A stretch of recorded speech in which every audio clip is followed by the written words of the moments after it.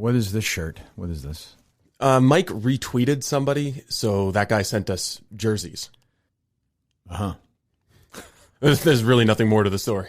Oh, okay. Some guy hosts a podcast, and Mike retweeted him, so he sent us jerseys. That's what you get from the Geary bump, you know? Why? Okay. Let's see this fucking thing. In what scenario would I ever wear this thing? I have no idea. Why would this person send me this? What the fuck?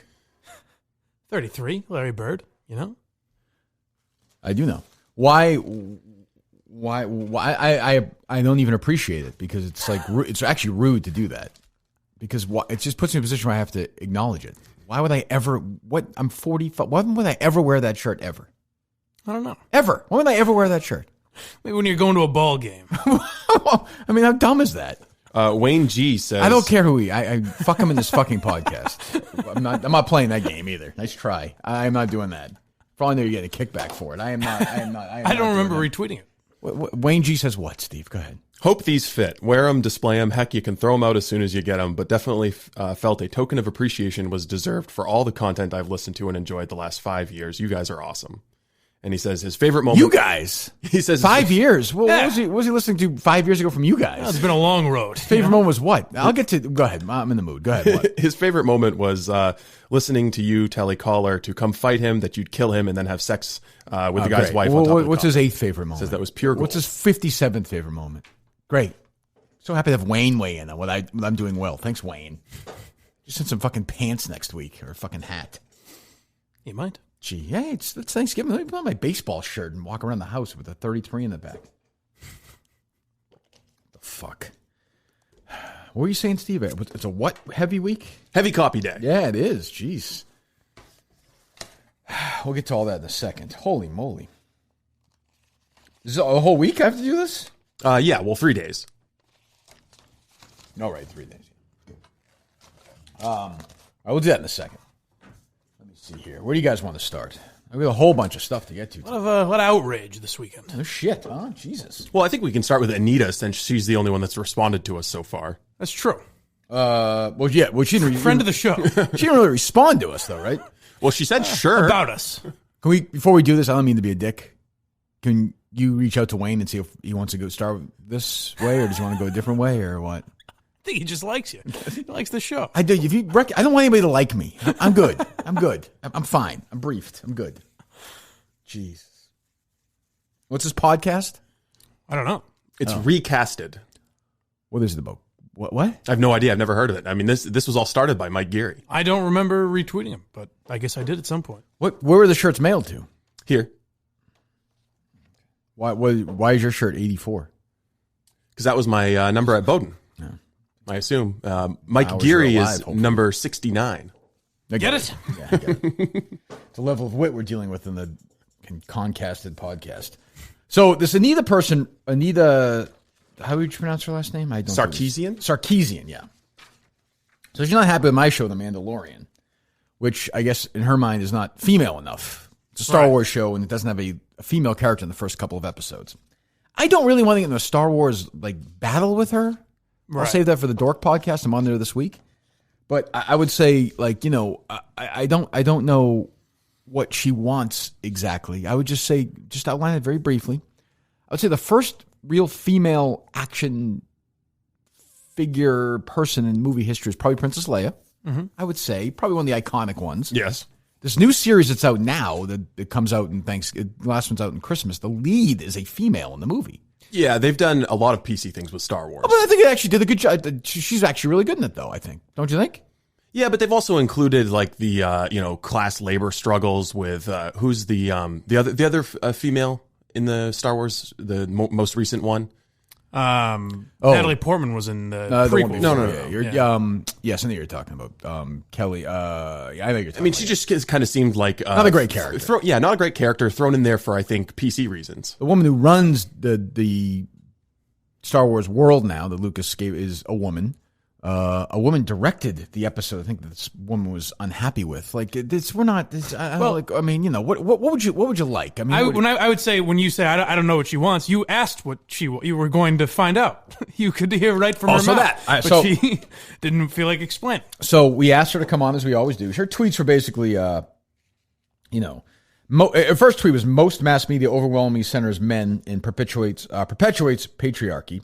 The Mandalorian is no exception. It wastes no time in establishing that setting. The bartender's a man. The bar patrons are men. The cab driver's a man. The first female we meet is the ship, I guess, which is a woman.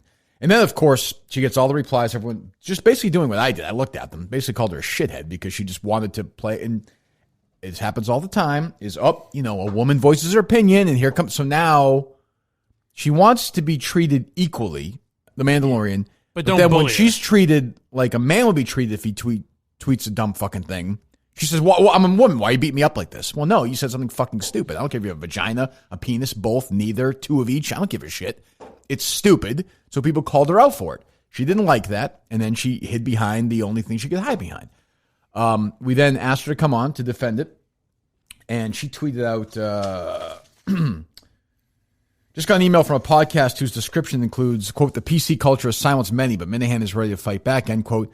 Asking me to come on and talk about my opinions about The Mandalorian. LOL, sure, dude. Sure. I don't know if dude does that mean it's man or? It's a little offensive. I don't like being, that's up to her. Is that really what our description of our podcast is, by the way? It's part of it, yeah. All right. I don't even know if we need that anymore. I don't even know what that means. I suppose I know what it means. Then I saw some people tweet out, do we have a donkey at the end of the show or something? Yeah, it's Dan Kennedy. What? Dan Kennedy, and then a donkey sound effect because he's a jackass, describing your show as, I don't know how that could be funny to anyone. At the end of our show? Yeah, just a little quick sound off. Why is that? Just because when we were initially building out the show, I wanted the opener and then a closer. All right. Okay. So, I don't know how I feel about that. Not great, I would say. So, but that's fine. I don't listen to it. It's your show, not mine. Well, it's not. It's fucking whatever's Henry's show, the fucking podcast guy. So she just turned us down. So that's it, right? We're done. So and I tweeted out, great, you don't have a conversation, no problem. And I saw a lot of people tweeting at her. Well, they would just talk to you. Like, yeah, and then she continues to whine about bullying. That's harassment. Well, right. She says, people are trying to silence me, and just because someone calls you a dick on Twitter doesn't mean they're trying to silence you. No, I think that's means you're saying you're a dick. Yeah, right. I mean, she has a right to have her. No, it seems like stupid opinion. Seems like she's stupid to me, but whatever. Maybe she can come on and convince me that she's not. Dazzle us. Prove us wrong. I mean, I don't know, or maybe she doesn't want to come on at all. But I don't get the, she has an opinion that's obviously wrong. Everyone knows she's wrong. They call her out for it. Men and women, and then she has me on the fact that she's a woman. It's pathetic. I hate that. I don't. What is gained from that? She wanted to have her moment on social media. She had it, and now she won't come on, and she'll go on with nobody to discuss it except probably I don't even know. But she's also got this weird bubble going on. If you look at the replies to the tweet about us, where her followers are celebrating her from refusing to have the conversation. Oh, well, good for them. I mean, whatever. I mean, I think it's pretty reasonable for her to ask that she be treated exactly how she wants to be treated by everyone. Well, I mean, she'd come on here I'm not passionate enough about the subject to yell at her. It's not like I give a shit who's on the fucking Mandalorian. Well, I mean, just think about the core of her. You're ready to fight back. Think of her core argument anyway. It's a pretend show in a pretend universe.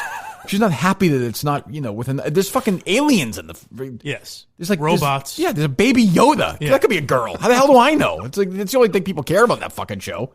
I don't even get it. And I'm just wondering, how does it even hurt women to have a lack of representation in the first 3 episodes? Because she's an online feminist. That's her argument, is that this is somehow disadvantages women or harms womanhood or something because the Mandalorian doesn't have a female sidekick or I gotta tell you, all female. the tens of thousands of women that come up to me and say, I love Star Wars so much. I watch it all. Everything involving the Star Wars universe I watch. I say, boy, it would be nice if we could include a few more women for these ladies. True. And boy, I wouldn't be where I am today as a female lawyer or doctor or something if if there had been more female characters in Star Wars, who knows? I could be president. Yeah. It's just. I wonder if she's seen Lincoln, because the portrayal of women in Lincoln isn't really great.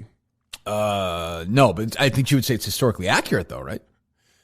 Maybe, yeah. I mean, I don't think Lincoln had any women in this cabinet, right? No. Are there any women in the movie other than Sally Field, really? Not that I can think of. Well, Steve would know better than me. No, just Molly. Yeah, that's not her name. I just, I don't know. These things, they do drive me up a wall sometimes because you can't win. Why did she responded to you personally or no? No, Just she on didn't. Twitter? No, just the tweet. Yeah. That is a bizarre. Right, so if someone calls out this whole stuff, we get upset. I wonder why. Well, nobody gets upset really, but when people say stuff that's stupid, people get called. It happens every day, men and women every day on social media. I mean, We also just happen to think it's funny to point at you and laugh for being so concerned about something that's so meaningless. See, you were going to bully her. you sexist asshole. I disagree with that. It's very important. The Mandalorian is very, very important. It's about a guy in a different world that doesn't exist at all, who's a bounty hunter trying to collect a baby Yoda and bring it back somewhere. So I think it's really serious, and it better be at female representation. I'm going to stop watching. But I would say reading kind of a generic description of our podcast and using that to judge you entirely, that I feel like there's a word for that. I can't think of what it is, but it seems sort of generalizing a little bit. It feels like it. If Steve had sent out, the PC culture is absurd, and Minahan is ready to pick at the Republicans and right-wingers out there, should just jump right on. I guess so. Maybe we should do that. Maybe that's your mistake now. Maybe we should book these interviews under false pretenses. Yes. Okay. Yeah. Why not? Sounds good. I mean, just not going to sue us. Lie to guests and get them on. Who cares? All right. At this point, does it really matter? I mean, they're not going to come on. I mean, it's LOL. Sure, dude. Sure. These idiots. Gee, we'll get this. So many idiots this weekend. It's unbelievable. All right, this is big though. Are we kicking off? We're doing Milton's first. We are. Yes. All right. Milton's, by the way, is thrilled at the response from the Minifans and Mincels so far to show their appreciation. They never do this, by the way. They really don't. Milton's is going to offer a special 20% off your total purchase code from today through Sunday. Yes, all Black Friday week at Milton. Do not miss this opportunity to fill all your winter and holiday party needs. I didn't think of it that way. That's a good point. That's exactly right. You want to look good at your holiday parties. Thanksgiving this week, Christmas, reunions, the 50 million stupid parties between now and then. Milton's is going to do it for you. They have all the popular brands, Tommy Bahama, Vineyard Vines, Ralph Lauren, Kenneth Cole, Johnny O's. The experts at Milton's will put it all together and add the accessories right down to the socks that will give it a look all your own. You do this. Minifans, get to work right now. Help yourself out. Help me out. Help Mike and Steve and everyone. And by the way, I say this all the time, the original defenders of Kirk Minahan, Milton's, the first ones on the wall were Milton's. We should always show them appreciation if we can. If you want to go get some clothes, do me a favor this week. Go to miltons.com/Kirk. That's https://www.miltons.com/Kirk, Mike. That's how you do it. Yes, very good. You go on the internet and you do it that way. All right. Miltons.com/Kirk. Do you think anybody does the www? How old? I don't think so. Like, would Francesca do that? Yeah, maybe 65 and older, 70 and older. There you go. All right. Miltons.com/Kirk. You can even do it on your phone these days, by the way. You don't have to go to your actual physical computer. Sure can. You don't have to go to the library in town. You can say it into your phone. You can say Miltons.com. I don't know about that. Like, But bring it okay, up. okay, fine. We can go to one of their stores in South Shore Plaza, Braintree, or Chestnut Hill Square. Chestnut Hill, present the 20% off your total purchase coupon from Miltons.com/Kirk at checkout. They will take care of it for you right there. If you want to shop online at Miltons.com, use the discount code Kirk at checkout. Again, limited time offer, 20% off. So support for us and are really the most loyal company and people I have dealt with in my 10 years. They've supported me since day one through a lot of shit. So help them out this week and help us out so we continue this great relationship we have in Milton's. Miltons.com/Kirk. Or go to the stores at Braintree, Chestnut Hill Square. We were there last week in Chestnut Hill. Will be a video out today, I'm guessing, Steve? Yes, there will. All right, Miltons.com/Kirk. Miltons.com/Kirk. Let's get some responses as well. Send those out online, please, if you would. Miltons.com/KIRK. Get that done. Was I annoyed with this Mike and the Minifans thing? What did I do? I got the text message at 9 o'clock. Is this thing still going on? That's right. Oh, God. Jesus Christ. First of all, I mean, A little long, you thought. No, it's fine. I guys did a good job. We got off to a rocky start. It was rough. I think since then it's been gangbusters. It's a lot. It's not my piece of real estate. I'm not going to weigh in on it. It was really good. What? It was really good. You can make fun of it all you want. I'm not making fun of it all. It was really Over good. 4,000 views. That had to beat your expectations. No, I thought it was going to do well. No, I think we gave it some nice publicity. And I think people the were guess excited was for about it. 400, so it exceeded a little bit. Not for me. I mean, that was the goal anyway. Oh, to beat I thought it was Cullen. going to do well. It's on you. We promoted it. It Right. was on YouTube, and you guys. It seemed like it built as the show. How many people were watching at the time? Like 200 and something. Towards the end. So you got a lot of maybe day less than after. that. I guess so. Yeah. That's good. So I wonder how many people watch the whole thing. I don't know. I can't imagine too many. Although there was, I mean, we hopefully they weren't watching consistent, Hopefully they weren't watching the very end when I tuned in. I'll just say that. Jesus, yeah. Sure, I'm sure I feel about that. Very nervous about that. Yeah, Jeez. The gentleman was dismissed. Look, I was at Satrial's for a second. Jeez. He wants a shot with you. He said maybe that would lead to I think so. I think I like what I'm seeing here. an interesting cat. There's a lot of like at one point I heard this is the stuff that this is a total me issue. This is a me issue. Nobody else. This is my own thing. I checked in like 3 or 4 times for like 3 minutes. Yeah. And then one point Mike was talking about what are you laughing at? I can only imagine what do you think I'm gonna say? What you heard? I don't know. I have no idea. So Mike was talking about the show in Maine in Madawaska. He's talking about which we'll get to all the rough and rowdy stuff. I'm guessing it's me pontific. Like, gang, let me. Well, a little bit of that, but it's sort of like Mike was doing and it's fine. This is a Kirk Minahan issue. No one else's. Mike's doing we sold out in a day. We could got 500 people up there, and I'm thinking, I don't. Tell you what, Mike, I'll retire and we'll cancel That's it. not what I was doing. I was getting a little bit of that. We banged this out. We did this. No, I'm like, well, it is a we thing, I suppose. That is a you issue because that's not what I mean. You said we. I understand that, but I'm not looking at it as like, hey, we're all the equal partners here. You throw around the third person pronoun from time to time, the we and the us. Yeah, but our show. But it's my show. Okay, yeah. Yeah, you've got nothing to do with the success of the show. I understand that. Okay, So who do you mean by we? Me. I'm trying to be nice. I'm trying to be. That's me trying to be gentlemanly. I almost feel like it's too much work if I go. No, I'm kidding. I mean, not me, of course, but it's Kirk. It's fine. I'm kidding. But I thought first of all, give me the. Do we have any audio highlights of it, Steve? Well, I think the big takeaway is that we didn't know that Darnell is a disabled American. He is? He was deaf. That was the. Oh, is that true? That's why he sounded like that, I guess. Is that right? I'll tell you right now, Donnell, he kind of reminds me of you, dude. In what way? Well, he was deaf. Bro, he's deaf. Hold on. Oh, the guy himself is not deaf. No. Okay, no. Darnell I know the character. It doesn't. He reminds me of somebody who shall not be named anymore. He wears me out. I'm not. I think he said he wanted to fill that role, if I remember right. I don't remember who suggested that first, but I think it was you when I put it on. Maybe it was. Maybe it was. I think, to be honest, it was you. How was DJB? He was great. He was good? He was tremendous. I think he worked himself into a regular role. Ooh. How was the first half versus what was the cast was better, the first cast or the second cast? I would say the first half was more straight business. We got down to some real business. And I didn't get to hear much of that. Good discussion. I would say the second half was more type something. What was that? Or I could just not type. This is how it started. What's up, buddy? Hey, what's going on? We're not live, are we? We are? Are you fucking kidding me? This is the most unprofessional. What an asshole. Who you mad at? We're live right now. Intern Justin. Oh, okay. I told him just turn our mics off, hit the intro song, and then I'll start Which one's talking Justin? afterwards. Sneakers. Sneakers, okay. Your guy. Yes. Yeah. Okay. So they go to their intro music. Did you watch the whole thing, Steve? I watched maybe the first 10 minutes of it, and then I kept dipping back in. I did sort of the same thing, yeah. So after they have that rocky start, then they play the intro song, but they were only playing Or it. did we? Oh, really?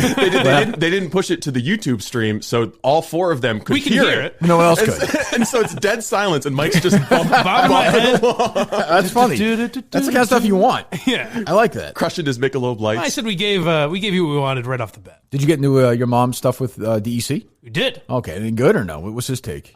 It disappointed me that right away he says, well, I don't want to break down the fourth wall, but DC is sort of an absurdist. No. He's trying to be... Nobody wants to hear that. He's trying to be wacky. It's nuts. What is he doing?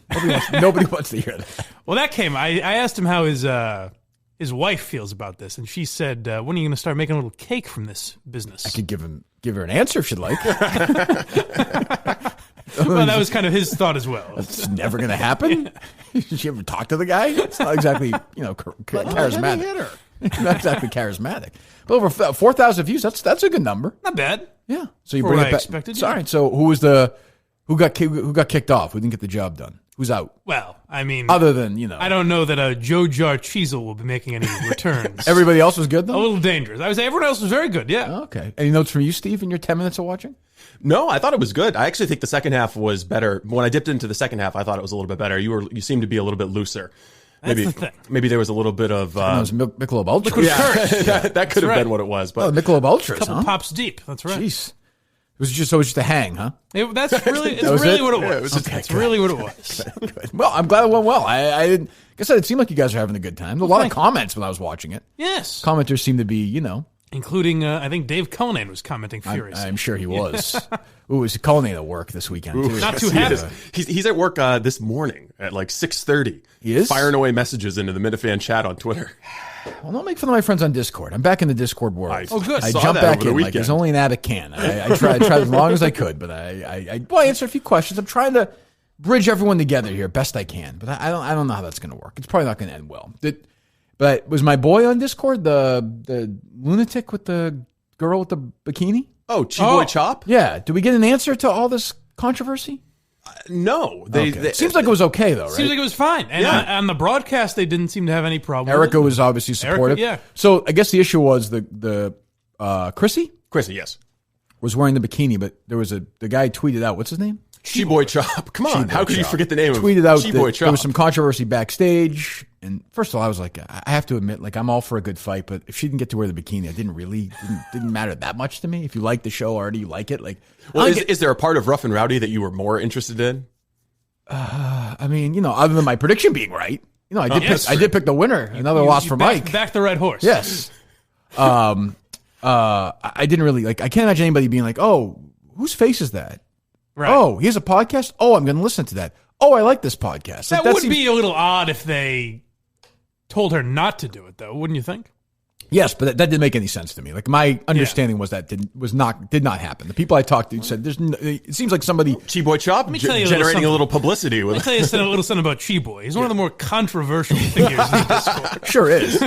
You never know what you're getting with. It sounds like somebody who was not really Barstool related backstage thought that wasn't allowed, Probably. but then it was, Probably, yeah. and then it was fine. That's probably exactly what happened. the all caps tweet made it seem like it was a little bit more urgent. Seemed a little Yeah. excited. Yeah, Well, it also seemed like maybe he himself had a few pops in him. I think so. A few misspellings. And Yes. Well, Portnoy weighed in, right? Do we have Dave talking about this? Oh, what are these on the? Oh, Kirk Minahan on the titties. Look at that. Hell's going on around Do we here? think Kirk? What are the chances? 0 to 100, Dave. That Kirk Minahan is watching this fight right now. Oh, I think he's watching. If he's, You think so? It looks like he's up to stuff. Oh, you think there might be some Minifans? I'll tell you what. I have all the respect in the world for the Minifans. They are Smart. feisty bunch. I'm going to put it this way. I don't think it's an accident that girl, Ring Girl 2, had his face on her titties. We have Murchison on the next one. Oh, boy. Be careful saying that. Yeah, that's true. We have more. Oh, and right now the Americans coming out There to you win go. the fight in this round. So that was during. What does he mean he doesn't think it's a coincidence? It's just fucking Portnoy being a dummy. I don't think it's really any. I don't think it's any real. What does that mean? Really thought. If you listen to it, he was confusing the left hand and the right hand. He was like, "Oh, with a straight left." I think But maybe Dave- that's a right. I think Dave meant that we were going to do something nefarious, that we were about Yeah. to take over the show or something. And Yes. the Big Cat's question, he was right. I was not watching it while it was happening. Right. I But did I watch would- some of it after. I would say he's also right that there is no coincidence. She didn't accidentally That's a find good point. that, That's true. I didn't think of it that way. that bathing suit. That's true. We didn't. They're not selling those in I guess I'll stores. I don't throw think. this out. I will say, surprisingly, Gun Show's cardio really wasn't that great. I called that fight perfectly. did. I mean, that guy was gassing out in the room. I got swept up in the. Yeah, I understand. Big Fricker texted me, tell Mike he's a fucking idiot for picking Gun Show. Or understand. picking Mike's struggling Rhode with his Island picks trash. right now. I mean, but my pick was also wrong. I think You said- I took the you were- Patriots. yes. Oh, I you didn't also cover you- because of dummy Garrett, but that stupid fucking field goal. I hate to sound like these idiots on Barstool on Twitter all weekend, but I was mad. I'm like, what the fuck is this guy Right? doing? That's what happens when you get sucked into the gambling Jesus. world. Why would you kick a field goal there? I have no idea. Take some calls on that. Why? I mean, what? I don't. What, you were watching the game? Yeah. Another boring Patriots Terrible. game. Fucking weather was terrible. I watched like the last 8 minutes or whatever, so I put it on. It was awful. It was actually unwatchable. Yeah, it was rough. But I couldn't believe it. I was like, is this guy actually kicking a field goal here? Yeah. Actually, the very end was not bad because you thought the Cowboys might make a run, but Yeah, but I don't know. I never got the feeling they were going to win. I don't know. I didn't care about that stupid controversy, and there was a second left in the fucking game. They weren't going to go 90 yards. It was just dumb. But as someone pointed out to me, I would say with my picks, I'm not struggling at all. Because in gambling, if people are going to take my picks here, the savvier Minifans Right. will note, if I'm on a streak like this, you're going to want to fade those picks. You got to ride that. So you go to freesportsbookpick.com, pick the opposite. Right. So you're 3 of your last 15? Two of my last 15. You're 2-13. Yeah. Oh my god, that is really hard to do. It really is. The plucky attitude that everyone loves about Blind Mike. He's 2-13, but that's actually a success. What a collaboration we made with Free Sport. That's probably helping them out. Maybe. They understand. They're happy. They understand the value of consistency. Jeez. Yes. Wow, you have to make your picks on Wednesday, by the way. I know. Yes. This time I'll be prepared. I'll remember what day it is. I hope so. Maybe a little Thanksgiving special. What do you Yes. I'll have some Thanksgiving games. In mean? Oh, there you as will? well. Oh, yeah. Oh, sure. good. I always love those. The Patriots aren't playing on Thanksgiving, are they? No. No, they play Texans next, right? Yes. Yeah, I've watched so little Patriots this year. I watch it, and I'm just like, oh, it's brutal, fucking brutal. Meanwhile, they're 10-1. Yeah, I mean, yeah, that's the drawback of having a great defense is not very entertaining. Yeah, but you can also have a good offense, and Would be nice. They're terrible. Well, I mean, Brady's on the back end. No, it's not his fault. It's everybody else's fault. It's not his fault. Yeah. It can't be his fault. So what is this? Ooh, you know, we 50 different outrage stories today. Yes. I don't know where to go. It's kind of the theme of is fake online outrage.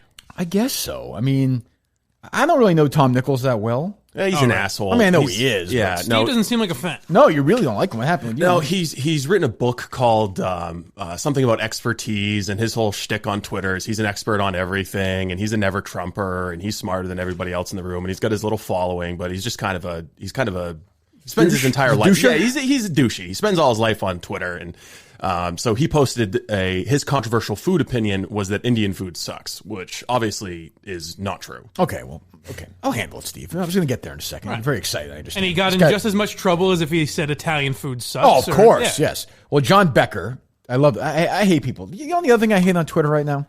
I hate these assholes who retweet this guy who's always giving out free money. You know what I'm talking about? yes. Oh, I yes. fucking hate the fuck the you. Twitter philanthropist. Yes, Like, fuck you. I'll give you a free- car. Why are you retweeting this person? What are you doing? There's got to be some scumbaggery involved with him, right? There's question. something going on there. Does he ever actually give out money? I have Do we no know? idea. I'm Yeah. speculating, recklessly speculating. He could be the nicest guy in the world. I have my doubts. He posts videos of himself actually giving away cars. Yeah, but to who? I don't know, random Twitter followers, the people, those lucky few who retweet him. Anybody on my feed who retweets that guy is out. That's like an done? immediate. Yeah, it's immediate. Either mute or unfollow because I don't for some reason that aggravates me. So this guy John Becker tweets, and this is another thing where people are always like, tweet out the character in movies you feel like hasn't gotten enough respect over the last. Like, Well, where do you stand? I don't know. Retweet me with your controversial movie opinion. Yes.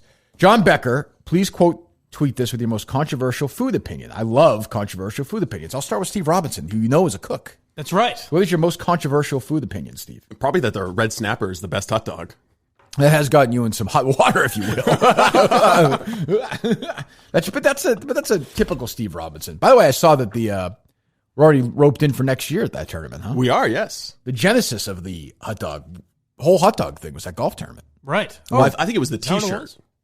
Well, no, Yes, but no, that's true. yeah, but it kicked off with you talking red snappers to that teenager at the at the golf tournament. Right. You were like scolding her. You don't have red snappers? Look again. That can't be right. At a sporting event? And as I said, I've told this before. I was with Steve in the car all day, or was I with you or Steve? You were with Steve. I was with Steve. Yeah. And I remember driving the car thinking, well, we're done with that part of the conversation. You know, in your mind, you're like, all right, this is awkward, but like, we don't have to talk about it anymore. Like, Right. we'll never talk about it again. We've only talked about it for 6 months. And we're going up that little hill. I still remember. And she's like, I just don't understand. Like, I don't know why I would never had snappers there. Yeah. And I thought, wow, this is actually going to, you really are going to talk Scott and about Harry and this. I are laughing about Norm Macdonald and God knows what else. You two are talking red snappers. Oh, my God. Well, we have to go back to the tournament because your name's on the trophy. That's true. I'm the defending champion, right? Yes. Yes. That's right. Set a record, if I remember right. Donate the money back, by the way. Yes. Important to note that. Philanthropy. Well, you got to cure prostate cancer. First 9 people who tweeted me, I'm going to give you $5,000 today. Ooh. I'm just going to say that right now. $5,000. First 9 people who tweet me. Yes. You send us 10,000 first. Yes. And we turn that into. Yeah, that's how we do it. What's your most controversial food opinion, Mike? Oh, boy. Probably those Mick Ultras he was slugging. Oh, my God. Yeah, people give me a lot of. I could drink those. Crap. It wouldn't even matter. It's the same alcohol content It is. as other It light is. beers. It is. Yes. Does this have anything to do with the fat shaming that's been happening on the show? Or have you always been a in Mick Ultra sense, guy? That's how I got into Mick Ultra. Do you like the taste of it? Yeah. Yeah, Yeah. fine with them. Yeah. That's one thing. I never liked beer. I just No. never liked beer. You were a Jaeger guy, wasn't Jaeger, Rumpelmintz, Yes. put them together. You know, away we go. I never liked wine. I liked getting drunk. I didn't like drinking. I understand. I liked being drunk. Yeah. Like really drunk. You say you have no urges for that anymore, or do you? None. None. None. It's impressive. I quit when I was I quit when I was young, and I think I could, like, both my brothers are in recovery, and both of them went to, I'm trying to think, Ryan went to Minnesota for it. Adam went to, I forget where he went. We'll ask him. My brother Adam he's in Sudbury. He will be at the tennis match, by the way. Oh, excellent. But I could have probably, as an adult, like, I could probably have a beer or two now. I'd probably be all right. Like, I think I'd be okay. So would you even say you're not even really, not to disparage you at all, Yes. but like would you say you're not even really an alcoholic? It's more you I just wouldn't didn't, say that. you I'd didn't say like how you acted on alcohol? Yeah, I would say yes. I would say I got to the point where I could never just have like 2 drinks. Right. So I was like, well, why do I want to live like that? It just it didn't work for me. Yeah. And I could go a couple days without drinking, no problem. How old are you when you quit? 29. Okay, so Yeah. you were early. I never understand people like Jim Norton, guys like that, quitting when he was 19. Yeah, It's like, but- well, you might have just been a 19-year-old. Yeah, so yes, that's true. But you also know the family. Like, that's the Yeah. other thing. Like, my dad had issues. His dad had real issues. Like, it was sort of all over the place. Right. Where I was like, well, I saw my younger brother, even at that point, and I thought, well, it's not, probably doesn't make a lot of sense for me going forward. And I didn't really, like, I couldn't, like, the appeal to me to go out and have like 2 beers with a hamburger, I don't like beer. I'd rather have a Coke. Right. So I'm lucky like that. Like, I don't miss I know guys, and when you go to meetings, guys just miss the taste. taste. Of, yeah. You don't miss the taste of wine or Having it in something. your Not at hand all. when they're Not talking. at all. Yeah, No, yeah. I kind of miss the feeling of being drunk. But then I would get so drunk that I'd be hungover for like 2 days, and you drink Right. through it, and I was like, yeah, I don't want to live with that. My controversial food opinion. I don't even know if I have one. I don't even know the controversial food I don't opinion think is. I I don't know. One The either, last time we really. were out to dinner and you had that salad with gross, boneless, skinless yeah. chicken breast on it. I mean, it was a chicken Caesar salad. that's like the lamest thing you can order. The least exciting option on the menu. Mine would Boy, be that I'm a, that's controversial. mine would be that I'm a very plain eater. I get a lot. So of am I. shit. I'm a super Yeah, plain eater. Yeah, McDonald's nuggets with no sauce. It's controversial to order a chicken Caesar salad? It's not. I mean, it's not controversial. It's just gross. How is that gross? I looked at it and then there was no part of me wanted to eat that. How's that restaurant It's like doing just- nowadays? Well, there you go. There you go. See what happens? It was controversial. Is there any ethnic food that you hate? That's what got this guy in trouble. Yeah, I mean, I don't like Chinese food at all. Whoa, easy there. I'll fucking say it. Oh I'll fucking say it from here. Whoa. I'll go to Beijing and say No, we were it. talking to Joe I don't Judge like. Cheese I don't like fucking Chinese food. I don't like the smell of it. I don't like it. I don't like the way it smells on my clothes the next day. I don't like Chinese food. Oof, that is. I'm not going to call it what Archie Bunker calls it. I'm just saying I don't like to eat it. That's all. David Duke like rant. I don't like the way it tastes in my mouth. All right. I don't So know you what's don't wrong you don't with like it. fried rice? You don't like egg rolls? Nope. You don't like the pork spare ribs? Nope, Mike, stop making those faces. Crab rangoons? There's no reason to get ethnic about it, Mike. I'm just quoting a Shane Gillis rant. I heard. Right. I don't know. I don't know. I bet you I'm a plainer eater than Mike is. I guarantee you that. What'd you have for dinner last night? Oh, Harry and I went out because it was just me and Harry. I'm sorry, me and Kate. No, me and Harry. I'm getting the days confused. That's just goldfish. Doesn't Just kidding. matter. Yes, sure. What did I have last night? I had plain pizza. I don't put anything in my pizza. No, I'll So have just cheese or Yes, just okay. cheese. No veggies on my pizza. I'll have pepperoni. Not or me. something like that. Nope. Oh, Not so you are? interested. Yeah, maybe you are a planner. Plain sandwiches. I don't put anything on my sandwich. Nothing on my burger. Nothing. I'm very similar. I Yeah. can have a little bit. I can have lettuce on my burger. Or Not something me. Like No, that, no, but no, I no, don't. no, I don't no. prefer it. Nope. Not interested. No sauce. No sauce. Now that's I don't eat So it's, ketchup. basically just a breadstick. What do you mean? Just you're just eating dough with cheese on it. A pizza? Yeah. What's cheese Well, pizza, that's pizza. Steve? What's a slice of cheese but pizza? no sauce. Well, I have sauce. We're talking about the hamburgers, aren't we? Oh no, yeah. I mean, sorry. on sandwiches, no sauce. Yeah. It's, no, I'm not eating. Yes. You like just Stupid. Can I have a cheese sauceless pizza? No sauce, please. Yes. No, he said he was a plain eater. Yes. Well, no, I wouldn't go that plain. But yeah, very plain. Yeah. Is that controversial? No. It's people. I people don't. poo-poo it. Actually, I don't think that his course it's opinion not. is controversial. I don't really This think guy- there are controversial there's food a food opinions. dish he doesn't like. It's guy- not controversial. This guy Tom Nichols says Indian food is terrible, and we pretend it isn't. So he happens to think that Indian food is terrible. Right. So what? How is that possibly racist? Like by any definition. And so this woman, what's her name?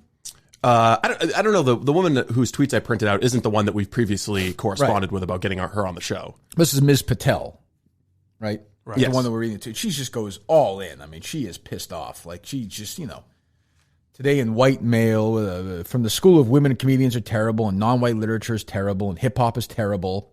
Is that this guy says Indian food is terrible? Yeah. So you don't like. First of all, I have to admit it. I don't like the smell of Indian food either. Really? I don't. It's a very strong smell. I'm super smell sensitive. I don't like the smell of it. I can't say I've ever had it that I can think of. So I can't really weigh in on this issue. But there's a good chance I won't like Fucking it. bigot. 'Cause I'm a little picky. I know. You haven't had it and you won't like it. Okay. I wouldn't like it. I know I wouldn't like it. There's a good chance, yeah. I had a couple times as a kid. I didn't like it at all. I love Indian food. Well, good for you. You're so fucking, wow, what an open mind you have. There you go. Should eat all the Indian food you'd like then. But does she like every single food, this woman? When we say we don't like Indian food, but what they immediately inject into his comments is, Indian people have been told that they smell, and there's all these tropes about Indian people. Okay, well, let's say all of that is kind of injected into a lighthearted conversation. Do exist, and they're bullshit and they're stupid. You can still not like Indian food. I know. I think those tropes, if they're real, then people say that are assholes. Indian people don't smell, I'm sure, any more than fucking Italian people or Irish people or whatever. This would be like somebody saying that they don't like red snappers on Twitter and me going on a 5-tweet you might, rant. You've done true. that. You might. You'd probably start a burner account and do it. I hope we haven't made Steve feel marginalized. Yeah, I don't like... It's 2 against 1 here. Yes. He likes Indian food. Red snappers are gross. There's no doubt. Look at that. Do you know how long I've dealt with my people being marginalized for their love of the red snapper? How many red snappers are going to be in Madawaska? We're talking hundreds? Yeah, I think we're going to have about 250. Wow. Ooh, unbelievable. Several cans of beans. The people at the bean company saw or heard you talk about your bean preference, so they're going to accommodate. Thank you. They have a few cases to take home with you. I'm glad that we're able to get all those people up there. We are able to do that. We can do... next time I'll say... No. It's fine. Kirk will be there. I will be joining, but it will be his thing. I'll also be there. Thank you. Yes, That's that'd be how much I'll better. say it. Thank you. Yes, That's much cleaner. I appreciate it. Why can't you just say Kirk sold it out? I don't remember what I said exactly. I don't remember the context. A lot of what I we's and said. eyes there. And the other guy you said at one point. You said the guy. Yes, I think at one point I heard. Well, I like to say my show with Kirk and Steve. That's fine. Hey, listen, you were saying it on your show. Right. And Mike in the Minute. It's not Kirk in the Minute fans. Mike in the Minute fans. That's true. That's what I'm saying. I don't get, what I know it's a crux of our show, but why are these people, what the fuck? Well, it's performative outrage. It's they get celebrated by their people. But most people know that's just a bullshit statement. I don't know. I think that it's pretty evenly divided. I think there are lots of urban liberal elites who applaud her for doing this. Is there anyone that seriously, like if you're out at a dinner party or whatever, we are Thanksgiving this week? Is there anyone that really is going to say like, "Oh, did you see this offensive tweet about Indian food?"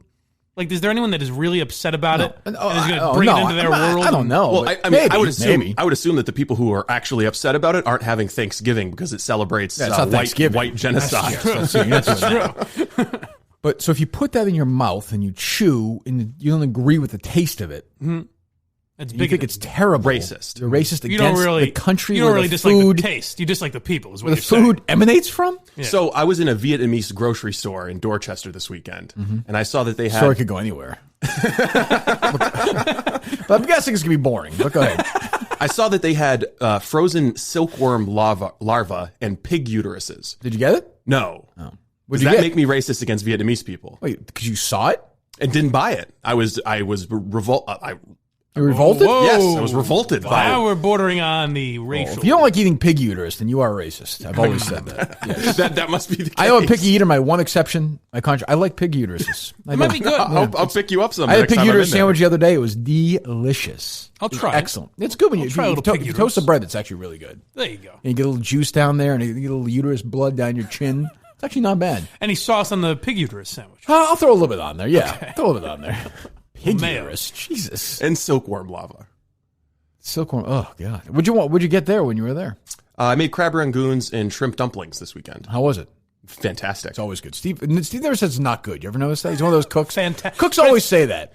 So It's not even okay. Oh, it's fine. No, I'll admit It's that fantastic. my crab rangoons.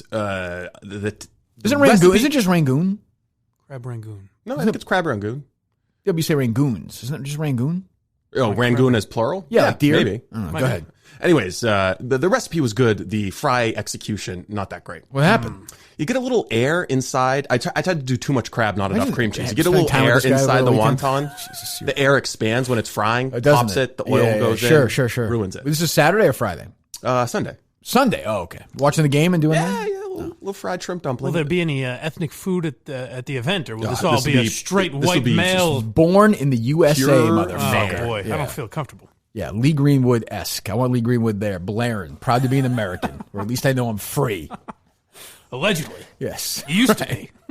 Although we might have to change now and do Indian food in order to accommodate the leftists. I think if you don't, it's a little close-minded. Let's hear from Indian Mike on that whole thing. Well, Roman's back this week, huh? They are, yeah. All right, good. So I wonder if we'll hear from our... Well, probably not. It's a short week. We'll hear from these assholes this week or no? We have a Roman parody song. Oh, we do? Yes. Let me hear it.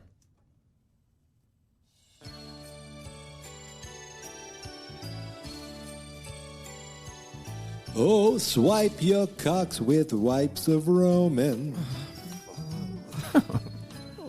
One quick wipe and it's a go, man.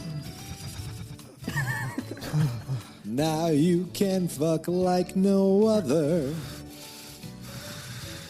boy, I am not comfortable listening to this. Fuck your mother. Oh, there you go. There you go.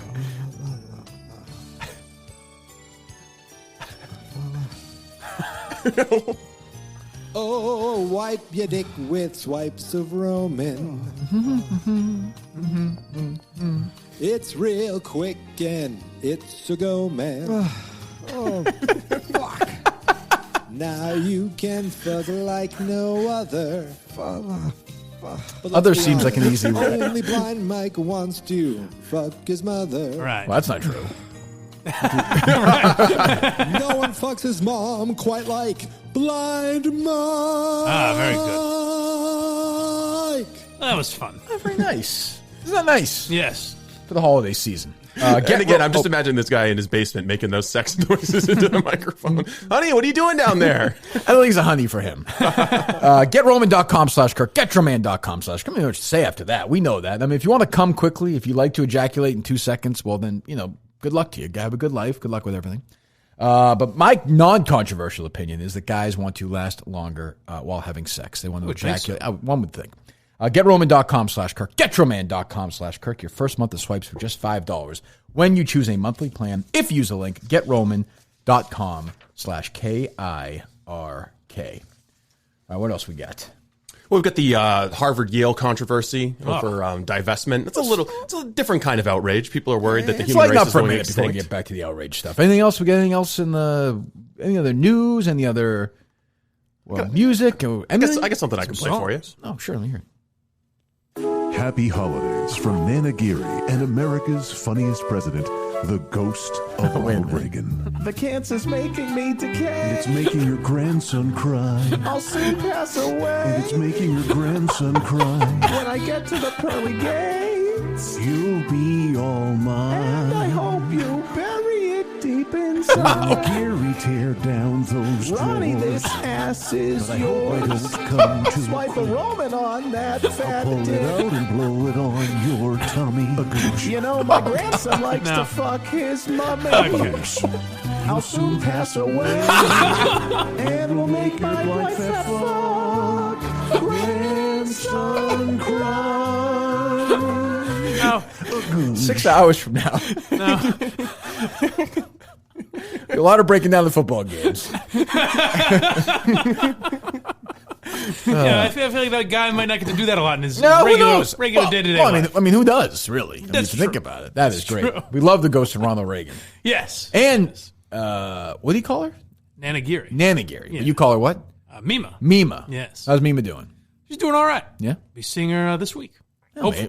Yeah, we'll see. You won't be seeing her A because you can't see her B. She'll be dead. Right. So Yes, I don't like to- yes. Right.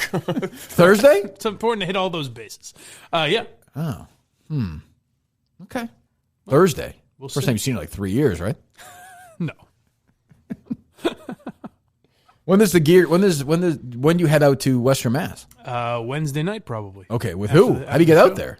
I think The Warthog. Alba's going with me. I think. Oh, she is? Well, so I've got my reunion Wednesday night. What reunion 10 is- year. Oh, I didn't Yes. go my 10-year. I had my 25th last year. I'd rather just hang out with my friends, but I guess I think they're all going. So. As a social media, I found sort of made these almost irrelevant. Like, A little you bit, kind yeah. of see- You know what everyone's up to? That you Yeah. want- yeah. I was supposed to plan my 10-year, and I said, fuck it, I don't want to see any of God, you. you're a goddamn rebel. You know that?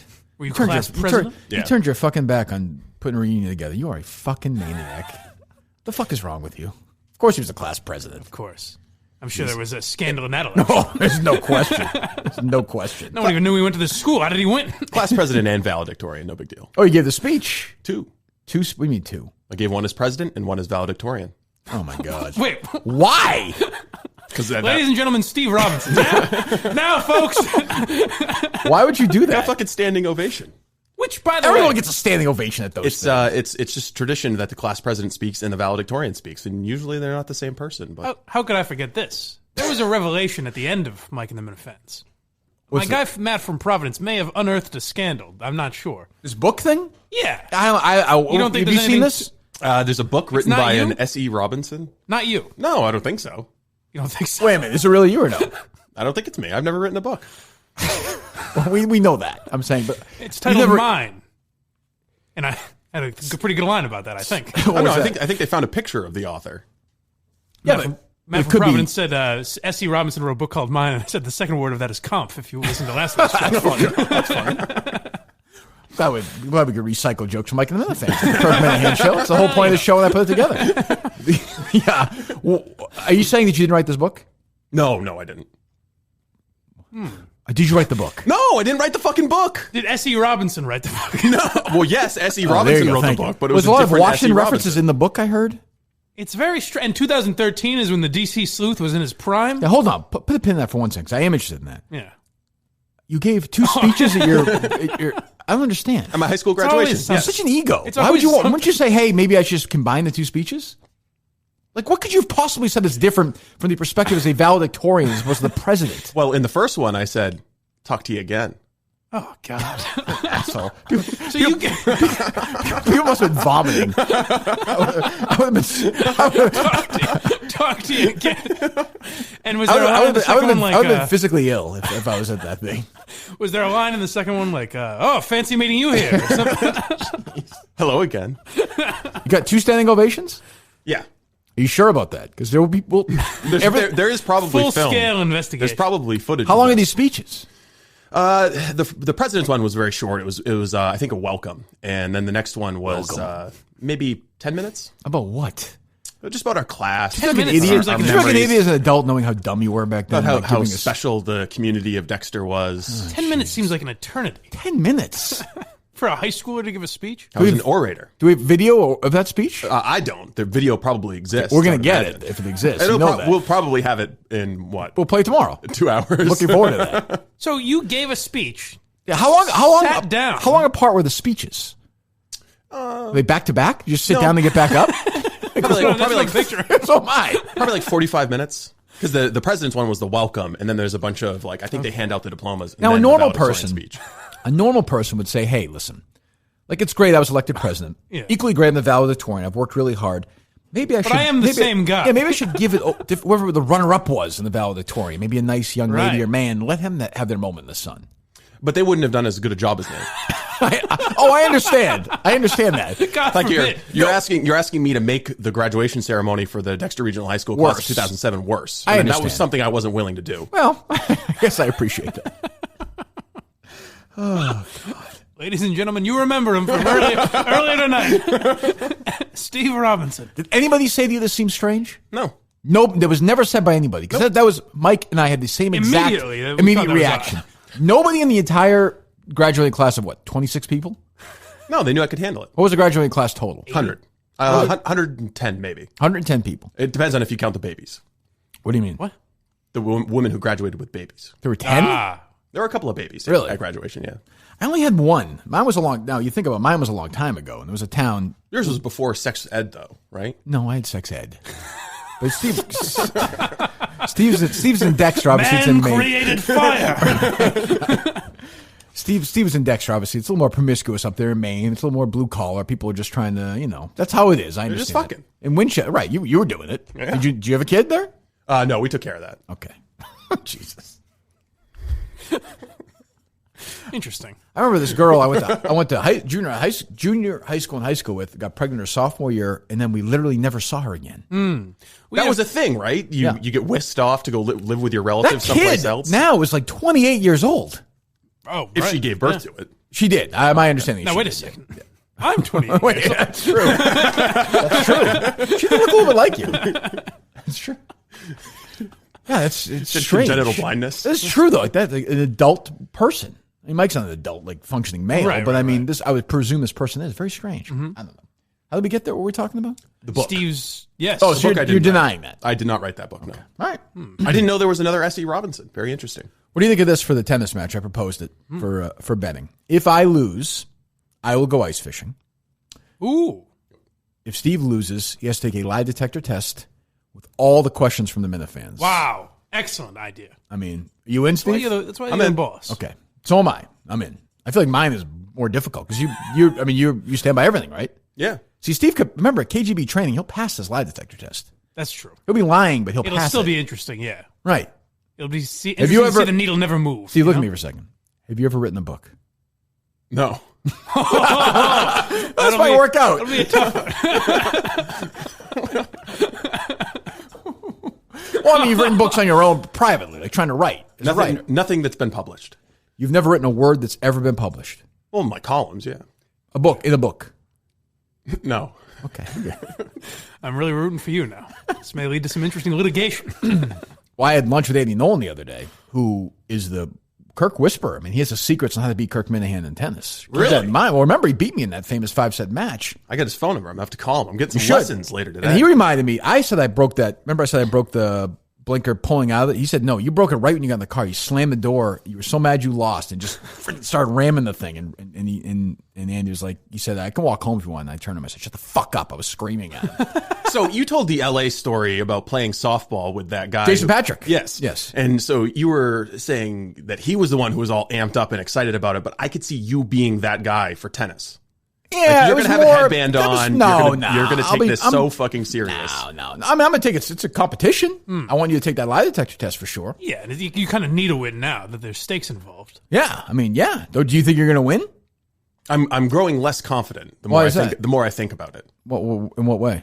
Well, because I mean, your cardio is better than mine. That's true. 5 miles this morning. I'm feeling good. You've probably played more tennis than me. Probably your upper class upbringing. That's a long time ago. We're talking last century. That's true. You've played more recently. That's true. The last time I touched a tennis racket was college. So when I talked to Andy said to me, he said he listens every day. He said, "There's no way Steve has ever played tennis." He said he didn't know the scoring system. That's true. I said that is so bizarre. You know, sometimes it goes over our heads a little bit. How strange. Yeah, like he didn't remember. He's like, I had to go get refreshed on the scoring system. Imagine like you played basketball as a kid and said, "Well, I had to get refreshed this on 2 or 3 points." I don't, like I kicked that thing through those things. Is that 4 points, that field goal? Yeah. What is that? It's very strange. But you're going today. Yes. I'm going to inspect the tennis center. With the other DC, Dave Cullinane, the DC sleuth. And I don't know DC if he's going to make it. Maybe, no? Maybe he does. Maybe he doesn't. I don't know. He's going to shoot. He's got a busy week. He's got a lot on his potentially. plate. Yeah. We'll see. What was I going to say? Do we have any updates? We need I want full updates tomorrow. Umpire. Yeah, that's one of the things I'm going to talk with him at the tennis center. Cullinane television production. There's a lot going on. He's busy going to concerts. Hey, he went to a Jonas Brother concert by himself. Yes. By himself? Yes. I guess. He must take his wife.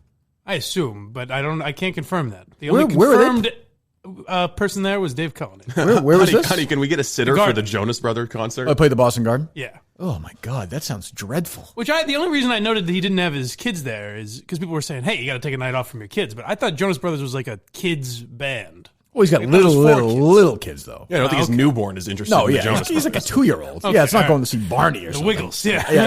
I don't think. I can't pretend to know anything about the Jonas Brothers. The Joe Bros. My daughter likes their latest song that was a big hit. All I know is the South Park episode that made fun of him. Right, of course.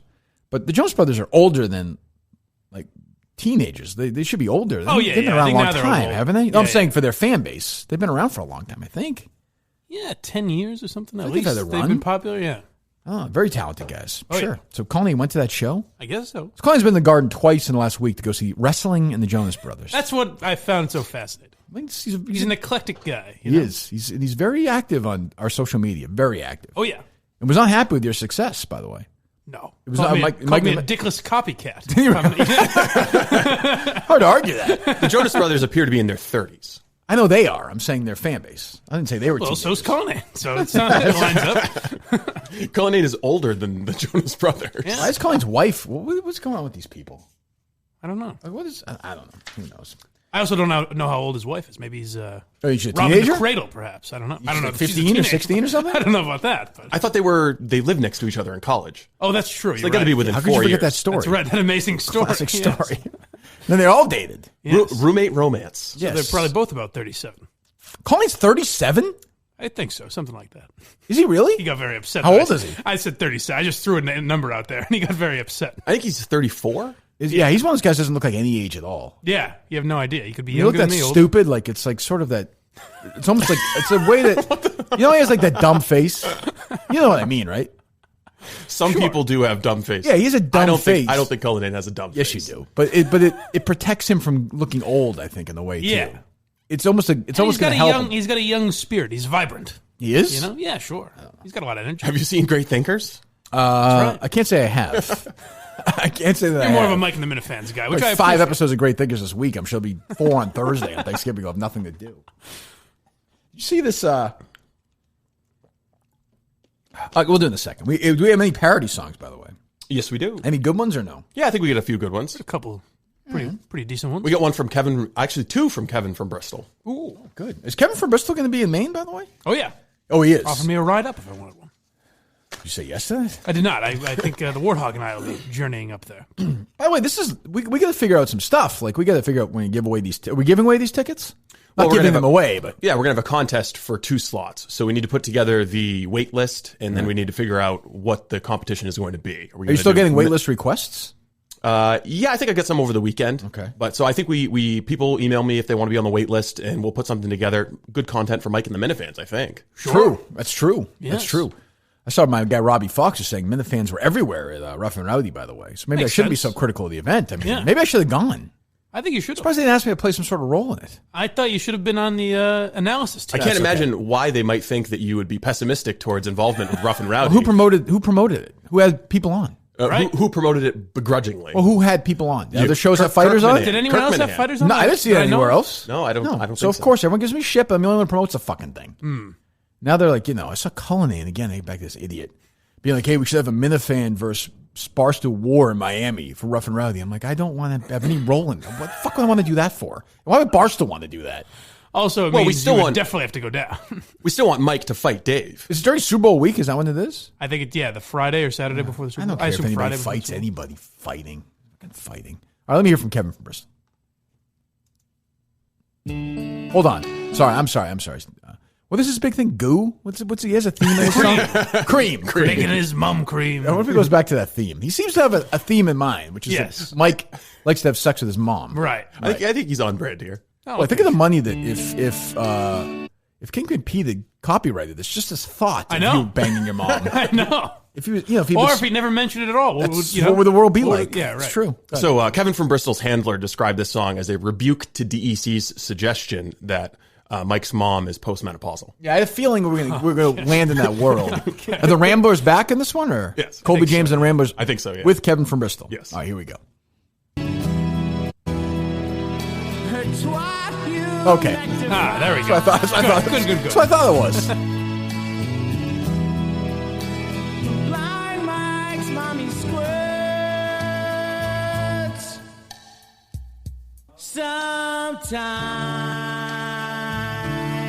Sometimes. That is Kevin singing, right? Very nice rendition. That's He's got a nice hell of a song. voice.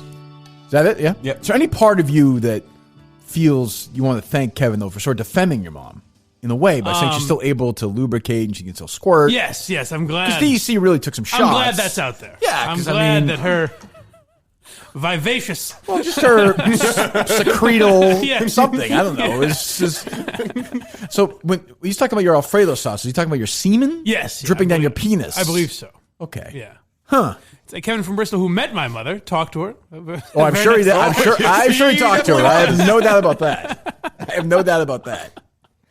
Kevin will be no the one shame at all. if you female Minifans who I suppose some will be Madawaska, I'm guessing. Mm-hmm. Yes. Blind Mike's groupie.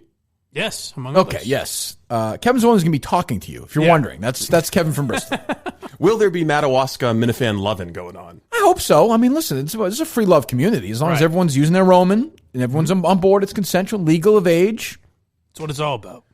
I wouldn't mind seeing a couple of Minifans fucking like a guy holding up a female Minifan, fucking her in America with their passports and crossing over into Canada while fucking after that's using Roman and fucking in 2 countries. Wouldn't that be unbelievable? That'd be something. That'd be an amazing moment. It really would. I have tweeted out this weekend that McLean song. I think is my favorite right now. Well, you go back. It's like But it's Gary's pretty good because Mama Gary's touch is great. Play Mama Gary's touch for a minute. Excellent. Because that we'll play it. There's one part that's just incredible. It's just, I mean, it's incredible. So first of all, that might be the best songwriting we've heard. I think it might be. Yeah. I think it might be. Although the McLean one is good. I mean, Incredible. It's a. They're all. I mean, even that song we just tough. heard. It's a great song. Yeah. Kevin did a great job in the Ramblers. Colby It's tough James to pick Ramblers. one. You can't pick one. It is. You don't want to leave any orphans. They're all wonderful songs. And then you'll go through cycles where some days you'll get sick. You hear Steve's a liar too much. That's you go true. Switch to something else. I think Steve Murdered Me is still my favorite. But a great here's song. Mama Gary's. We haven't played this one in a while.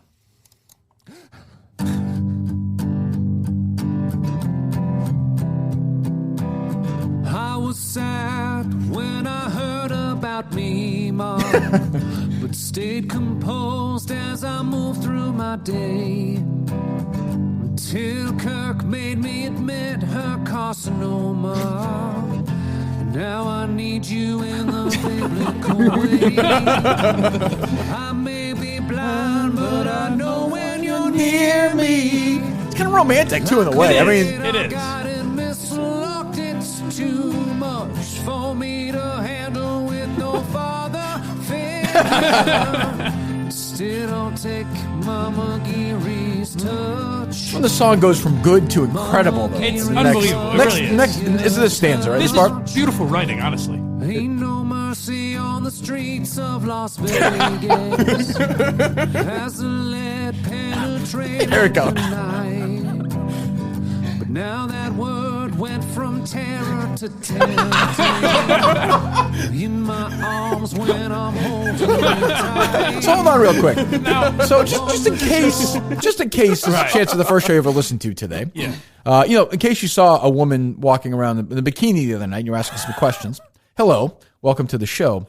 Mike's mom hilariously was in Las Vegas at the shooting. Yes. Which, could feel bullets whizzing by her. And the lovely As she Mama Gary described. correctly, on the nose as always, said to Mike, when Kirk finds out about this, it's over. We're done. I remember he told me that in Foxwoods. Yes, we're at Foxwoods, and you told me that on the drive down. I was like, oh, I have to tell Kirk this. I And was you were like, like, I don't think he'll see it the same way. you were like, he won't make fun of it. Like the Mama Gary jokes will go I would say I away. don't make fun. Not really. I mean, I have sympathy for that. Yes. But if it happened. But this gentleman decided to make that sort of the terror of that turns into maybe something that's titillating and gets her a little more excited when she's fucking her son. Well, terror turned tempting. Right. But it is beautiful songwriting. It is. Like even if It's a there were romantic just, song. If there was just a song about that event, you could see those first two lines being in there. So, Well, I don't know about that. Lead penetrating the night. I'm not sure I could see that,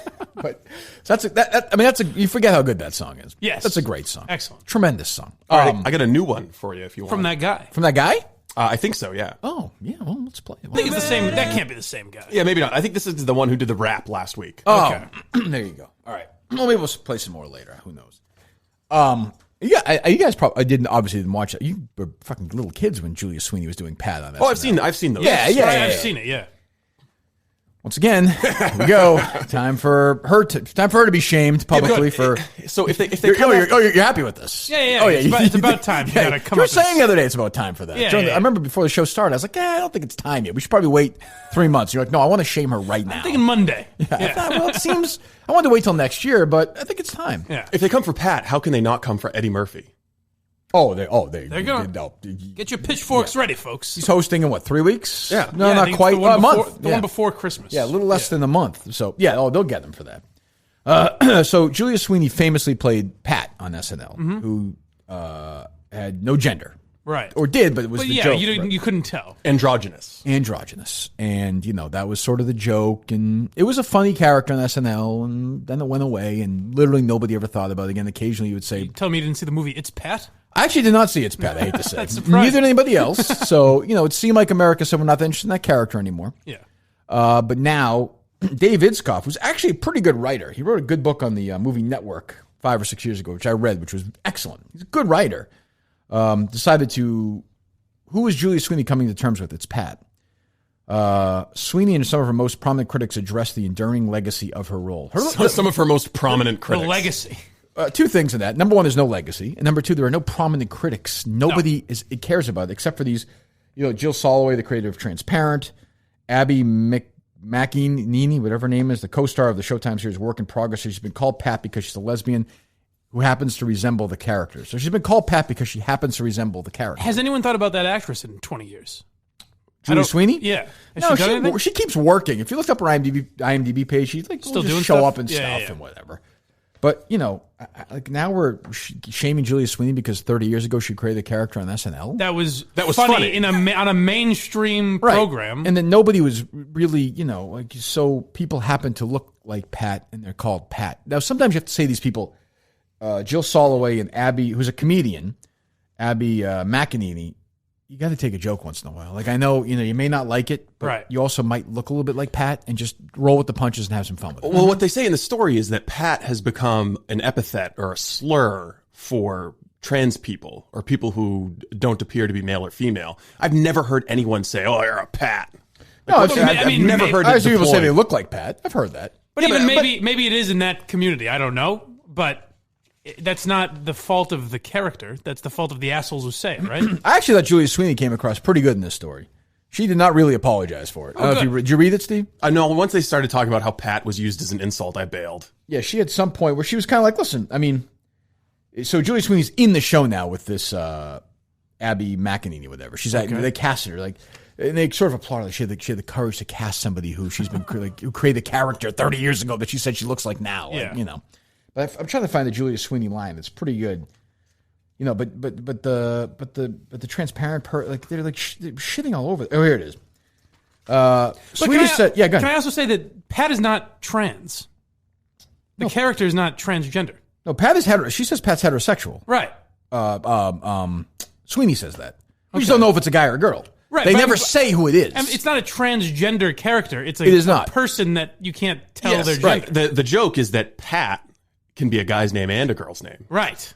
Here's what Sweeney says in the interview. As a person, of course, I don't want to hurt anyone's feelings, she said. But she added, as an artist, I don't want to never hurt anyone's feelings. So I thought that's good. She comes across like she's, sometimes you're going to create things that are kind of mean. Yeah. That's life, I find it far more hurtful that Jill Soloway, cast Jeffrey Tambor and let him run wild for a while on the set of Transparent. Yeah. Than what Julia Sweeney did as Pat 30 years ago on SNL. And how many trans people are just sitting around you saying, what's really holding us back? Pat. Remember that SNL sketch? Yeah. But you read this, and the New York Times, which obviously is a joke and dedicates, 2,000 words to it. And then if you're going to look at that era of SNL, do they have a problem with Chris Farley and David Spade and Adam Sandler playing women? Right, they dressed up. You know what I mean? Yeah, is that gone now too? Is that bad or good? Or? Yeah, see, the subhead on the New York Times piece is, the Saturday Night Live character has been used as an insult for decades. Who could forget? Okay, let's say that's true. Are we done with insults now too? Yeah. She's a comedian. I don't know what when are we?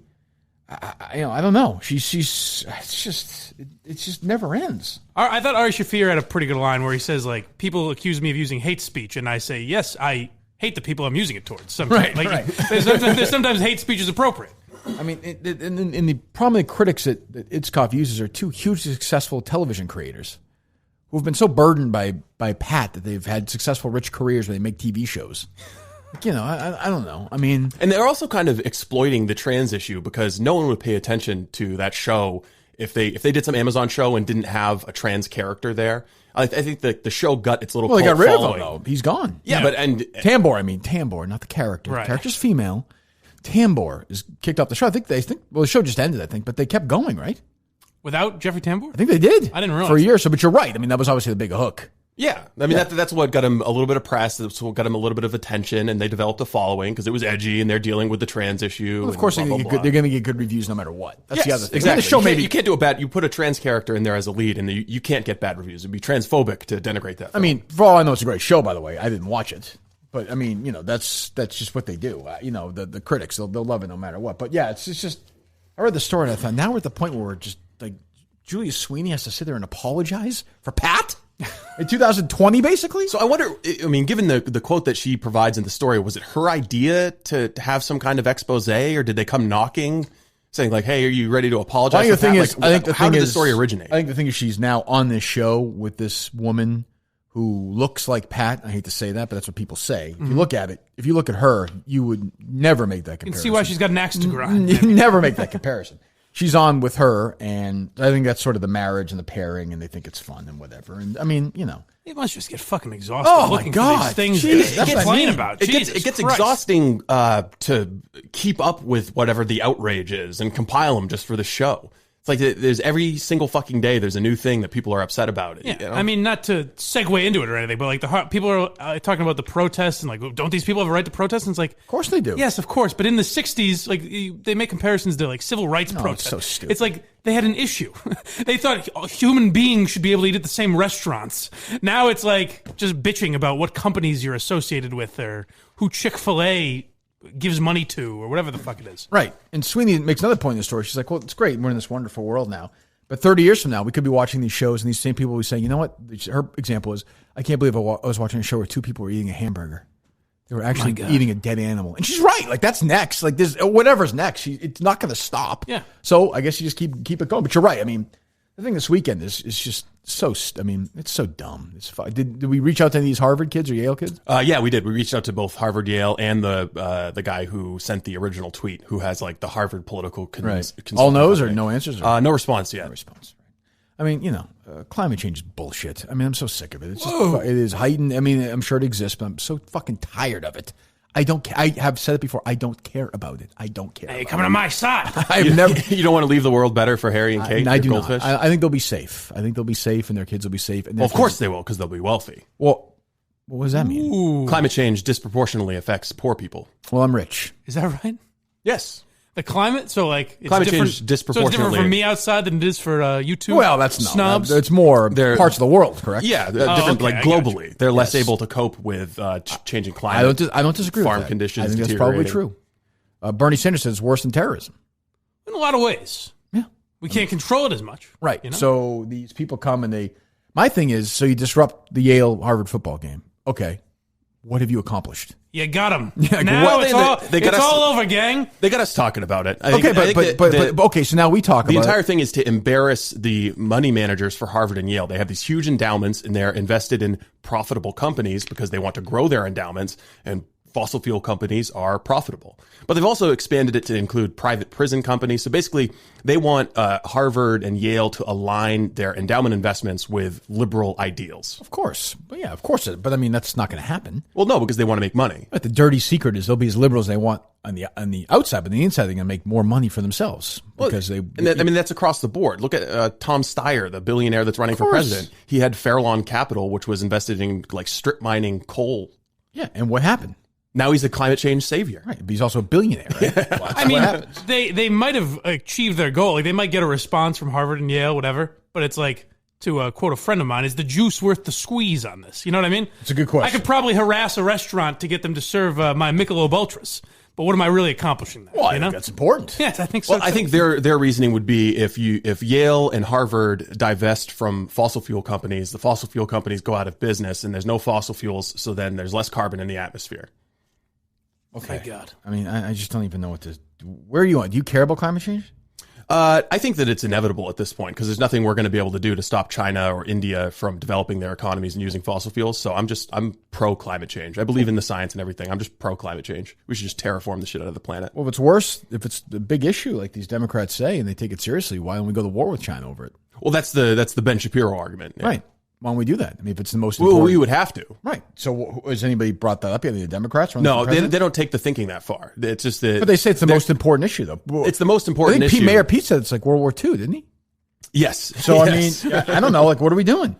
And I mean, it's almost a hack argument to point at people like Al Gore and Leo and people like that and be like, well, they fly on these jets. But it's like, if you really believe in it that much, you wouldn't do that. Like, Well, I understand you got to get around. The entire issue is just steeped in hypocrisy. Like, look at all the people who live in Manhattan, and they're saying that Manhattan's going to be underwater. If you really believed in climate change, would you be buying property on the coasts? It's a hoax. It's a hoax. I agree it exists to some extent, but the scale in which they're trying to sell it is a hoax. Yes. Well, they have this poor girl. They're schlepping out this poor 16-year-old girl who's brainwashed. Remember we played her? Right. Greta Thunberg. Yeah, this poor kid who's going to have no life prop, ever. yeah. Total prop from these psycho parents. You have people applauding her. It's crazy. It's crazy.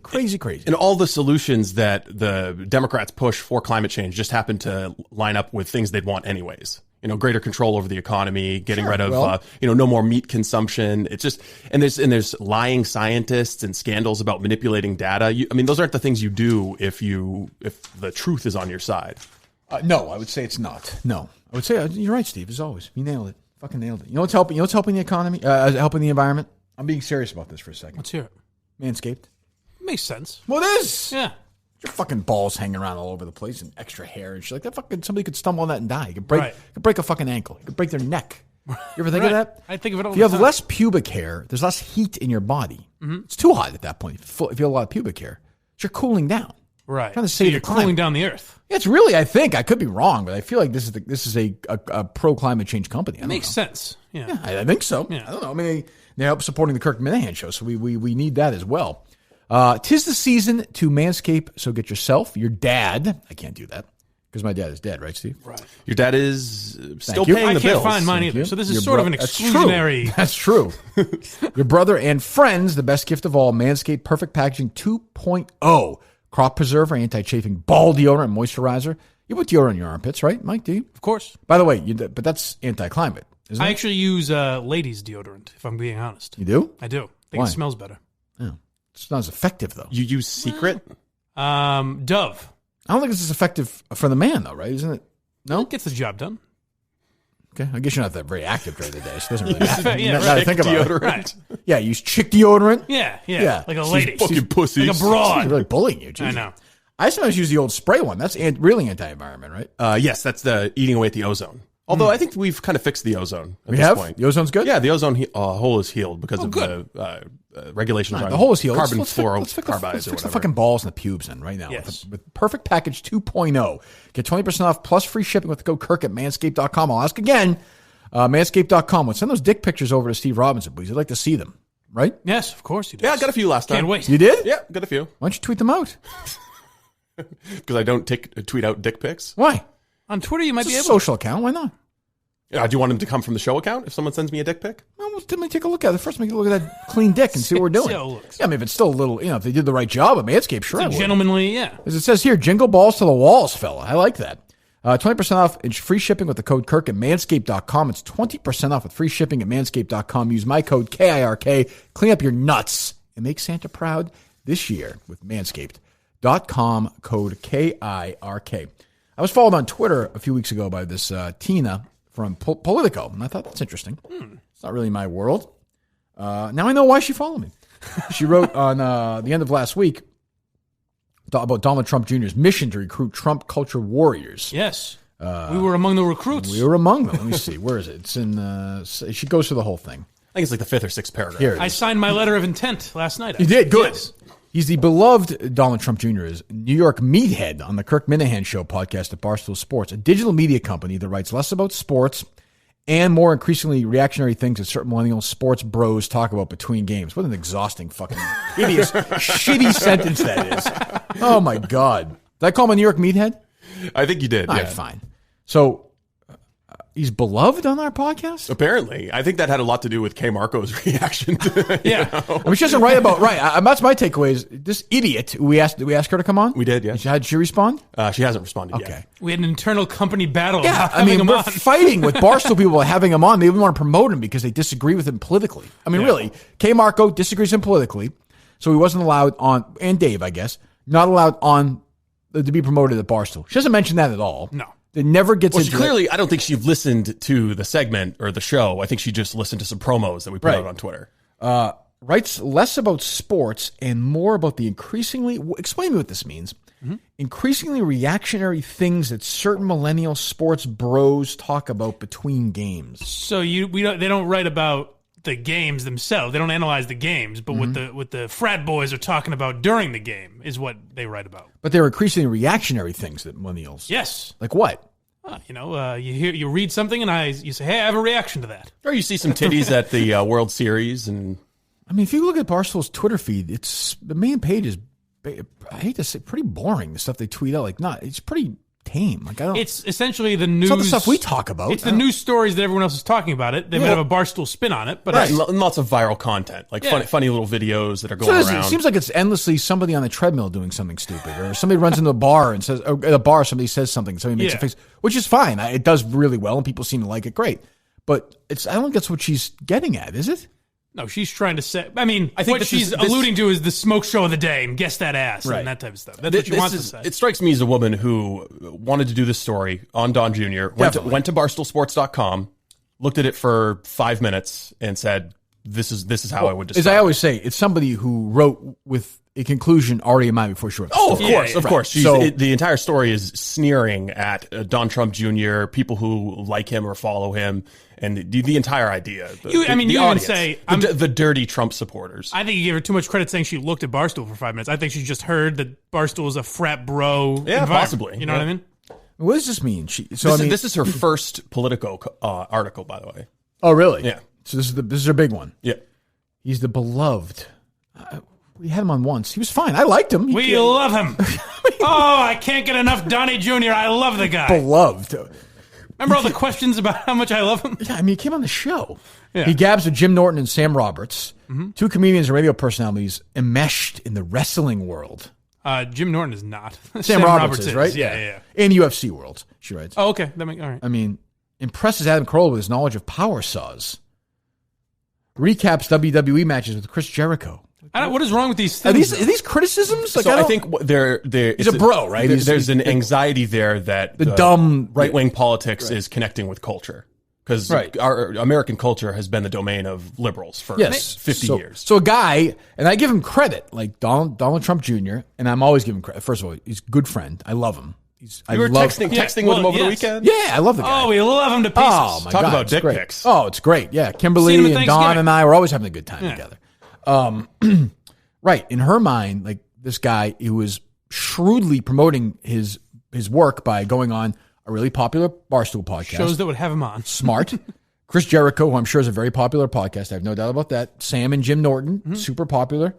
And decides to go on a show that disagrees with him and have a viral television moment, is promoting himself in a way that I'm trying to think who he would have learned that from in his life. Somebody who has a brand and knows how to. I don't know who that is. Bernie Sanders has sold a lot of books. Yeah, that's true. It was probably him. It was probably Amy. What's her face from Minnesota? Klobuchar. Yeah, Klobuchar. Yeah, he knows how to promote himself like his dad did, and I understand that scares people. That, he may be president one day or something. But through his who writes sentences like this? Through his fluency in internet manliness, Trump Jr. has tried to teach a younger generation how to fight the left, the Trump Jr. way. Punch hard, talk fast, and damn the consequences. So he's just a guy promoting a book and it goes on with people who have popular platforms who want to have him on. It's more. She's not saying anything terrible. It's more the tone that annoys me because it's political. That's what Politico is. They're the kind of they're above politics, kind of from DC looking down on everybody else. If Rachel Maddow has a podcast, she might. I have no idea. And she asked Donald Trump Jr. to go on, he would go on in a second. Right. And knows that the writer of this story. It's so disingenuous. That's the. I don't care what side she's on. I don't care if she doesn't like Donald Trump Jr. Fine. But the story itself, which you're right, has some truth in it. She ruins it by just fucking bleeding her opinion all over it. But not even, she doesn't mention, I did not hear him with Carolla or Chris Jericho, but I was a safe distance away from you talking to him here on this show. And then I also heard him with Jim Norton. And you guys asked him pretty reasonable questions, like kind of from both sides. Like I would say you and Norton are pretty similar in that you're not staunch Trump guys by any means. No, God, no. So she doesn't present that like, he maybe faced some tough questions on these shows. Not crazy tough, but whatever. Right. And then she almost criticizes him for belittling the View people for their stupid shit. Like, they can go after him. He disagreed with someone he obviously disagrees with. And he can go after them, and it's just, she hates him, and I understand that.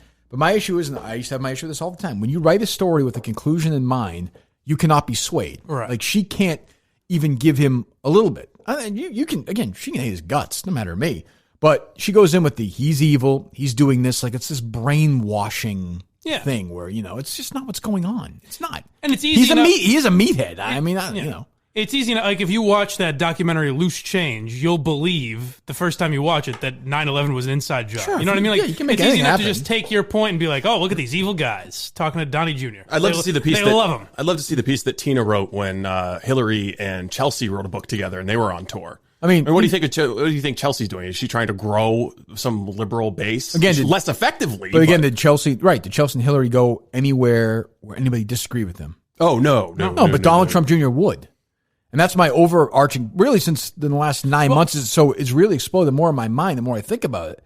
And I say this a lot, is that the right has become far more tolerant for discussion, debate, and conversation. Chelsea Clinton was, there's a guy, a comedian named Adam Friedland on a podcast I listened to, and this is a few months ago, but he tweeted something about Chelsea Clinton. Didn't tag her, just made kind of a generic joke about her. I remember she found this, yeah. that tweet, Right. quote tweeted it, and said how much he was bullying her, basically. Right. If Donald Trump did that to someone, found a random tweet and was like, look at this dummy, he would be crucified for it. By the way, also women who hate him would tweet him and make fun of him like he's a If girl. it was a woman, my God. Yeah, they'd be like, "Oh, what do you can't handle it." They like question his manliness, which I don't think you're supposed to do anymore, right? So I don't think so. But yeah, I mean, so whoever has a book coming out next, whether it's Bill Clinton, Hillary Clinton, whoever, you're right. They'll go on the network shows and they'll go on the podcasts like the one with John, what's his face, the fucking Favreau and Pod Save America. Yeah, where they'll go into safe spaces, and safe spaces, boring radio or podcasting, and who would want to listen to that? I don't know. But she would never write that. I actually, of all the people that we've laid, I'd have her on first. I'd like to talk to her first. Okay. And then secondly, the Star Wars one, I guess. But I find this one almost more interesting because you're right. I forgot that they just hired her. I saw that, and here's your big first story. We'll probably both be on tomorrow. And by the way, congratulations. Like you've pointed out that Donald Trump Jr. is what promoting conservative. his book. Like he's in the Barstool is bros. Like that. Yeah. That's the other thing is you say Barstool now in the bro culture. Bro culture in their mind immediately means like evil. Yes, just this evil. Yeah, what are they doing? Assault. They're getting ready. Yeah, they chloroform. Like, it just doesn't. It's just not connected to reality. Yeah, because even like I said, the descriptions are not. If you just take them at face value, it's like, oh yeah, they react to stuff happening around sports. I suppose. It's not. I mean, technically, it's not a bad thing. It's just the tone of like these these disgusting men. It's just a lazy story too. Because do you think she knows that one of the most popular podcasts Barstool has is two women talking about blowjobs and eating pussy? Well, she would say that's bro culture. She would shame those two girls. She'd shame them, but the only times that women are popular have a connection is when sex is involved. What about Ellie Schnitt then? I mean, if she'd done any kind of research, she could have had a better description. But of course. By the way, I saw somebody tweet at me. Current snow depth for Madawaska is at 18 inches. Nice. Whew. It's not bad. I'll have a good Bundle pack. up, boys. Jesus. Good sledding conditions. You gonna be sledding as well? Yeah, there's gonna be a bunch of snowmobiles up there. Wow. What a weekend it's gonna be. It's incredible. I saw you retweet that. The large at Barstool said that Willie Clone's one of those guys who's good at letting shit go. Yes. It's always been my attitude with him. That's what I thought. Seems like it's fine. So yeah, those are sort of the outrage stories of the day. I don't know, it just is. We'll have 4 more tomorrow, and it's just the people are just looking. They're looking, and what is solved? What gets solved? And nothing. We talk about it, and they we give them what they want. I guess. I don't think they want that though, because I think they just want to be agreed with. I think people, Brave. That's true because they never come on. If they wanted us to talk about them, they'd come on. It's true. What were you say, Steve? Oh, nothing. I was just looking over the audio. I didn't know if you wanted to talk about Will Ferrell's Saturday Night Live skit. It was also very. This is outrage. It offends me as a comedian. I don't know. The reaction has been kind of muted, but you would think what he did fits the mold. When he was at the debate thing at the beginning. No. When he dressed up like a Native American. Oh, I did hear about Pocahontas' grandfather. One other thing before we do that stuff, which I'm on. Remember when Sacha Baron Cohen was funny? Oh, yes. I remember he was wagging his finger at like Facebook and all this other stuff. Did you see this over the weekend? Yeah. I want to say, can you just be Ali G again or something? Borat was the hardest I've ever laughed at a movie the first time I saw it. Yeah, can you be funny again? This is another instance of people just being lazy and dumb, because he says if Facebook was around during World War II, they would let Hitler tweet or post on Facebook. But Hitler wrote New York Times op-eds. Like Hitler was treated treated just as your run of the mill foreign leader by journalists. Strong defense here. No, what I'm saying is he's acting like Facebook and Twitter somehow have this unique. If there's Twitter in 1936, to regulate political speech. Hitler would be on it. Yeah. Yes. Yeah, I mean, Ahmadinejad from Iran, he's on Twitter. The Ayatollah is on Twitter. Yeah, I don't know. All the Chinese presidents, they're running fucking internment camps. They're on Twitter. Are they not supposed to be?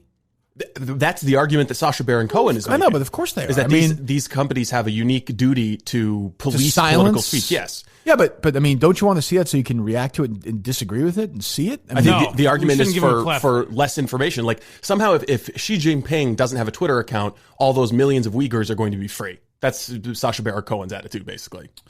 I mean, again, can you just be Ali G or something, or just make up another character? I mean, I know you've run out of ideas, but Jesus. Couldn't you also say that you shouldn't be tricking people and filming them and showing it to the world? Well, it's not, not if you ask my lawyers. No, but I'm saying, you know what I mean? Like if Sacha Baron Cohen wants to get high and mighty about things. Well, I mean, I don't. It's like there's a guy who made a career of shock, right? And now he gets serious, and like now he's dropping the character, and it's become a crank.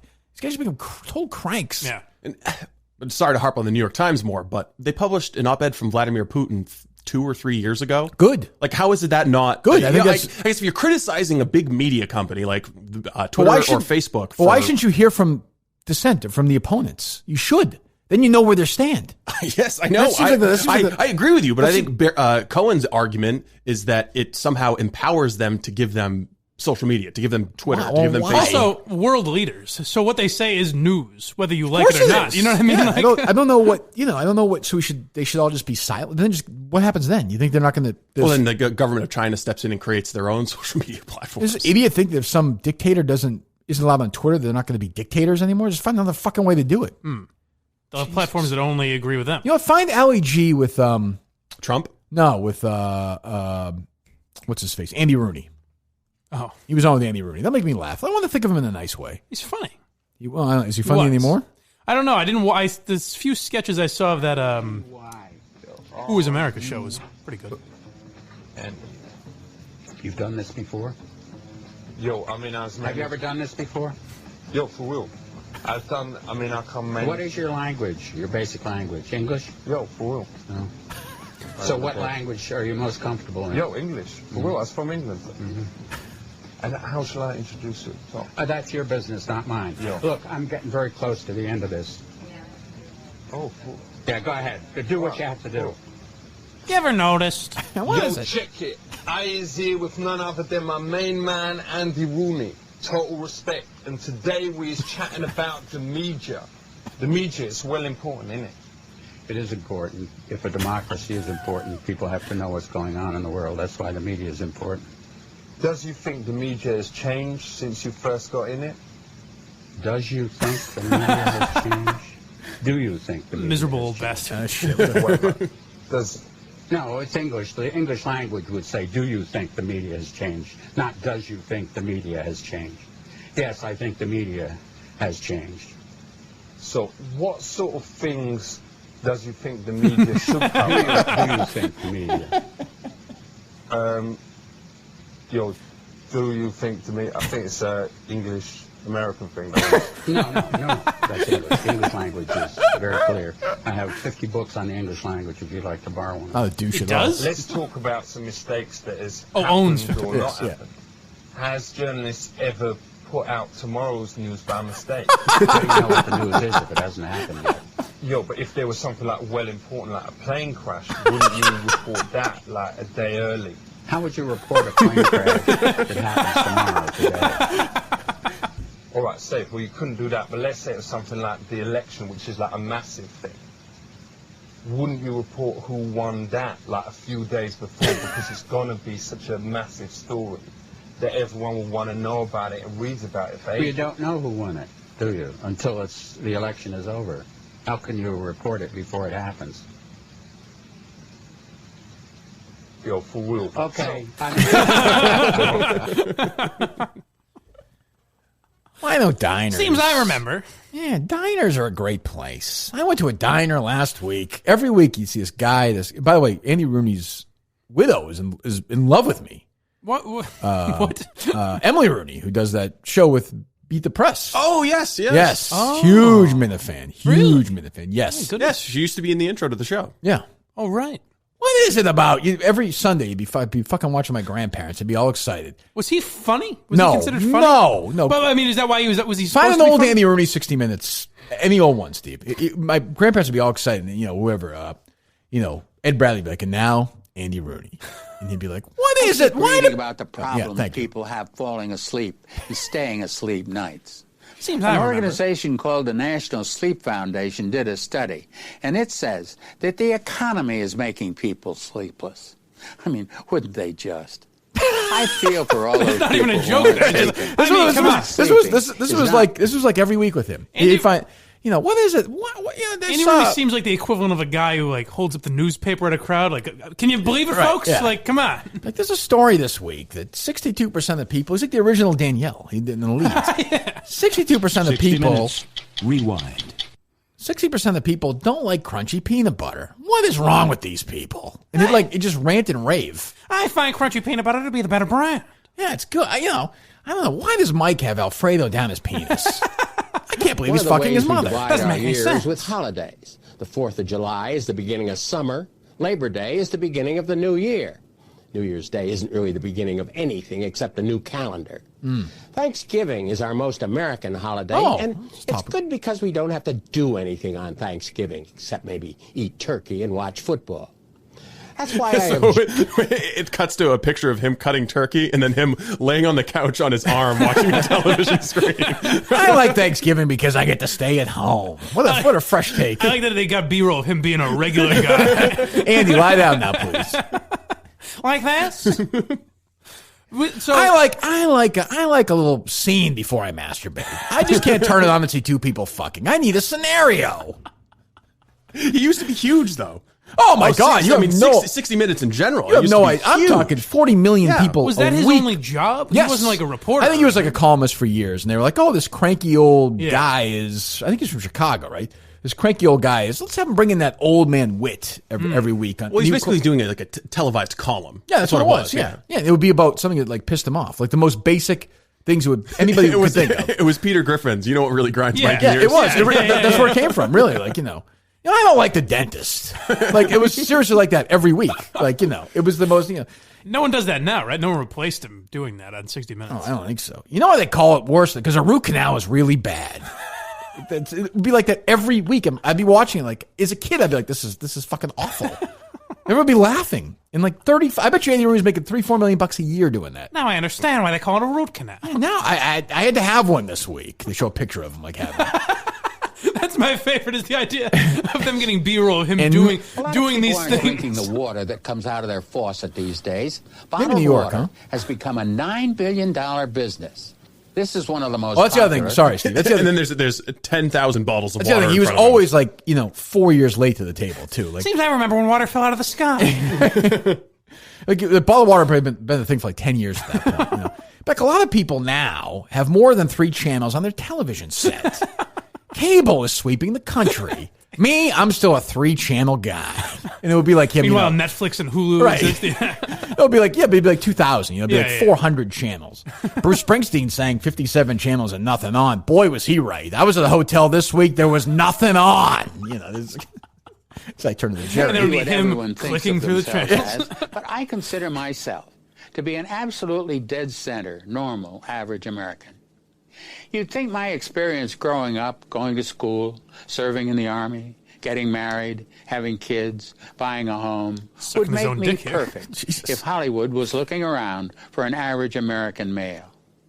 The things I write and read on television are for regular, normal, I don't care this average, bore everyday fucking ever lecture Ali G, by the way. I mean, really, fuck you and your 50 books you have in your house. By the way, you know who sniffed out Ali G's bullshit right away was Trump. When they set him up, and it was supposed to be some business proposition, and 30 seconds in, Trump's like, nah, Thanks, fuck but you, no and walks thanks. away. Boy, what a genius.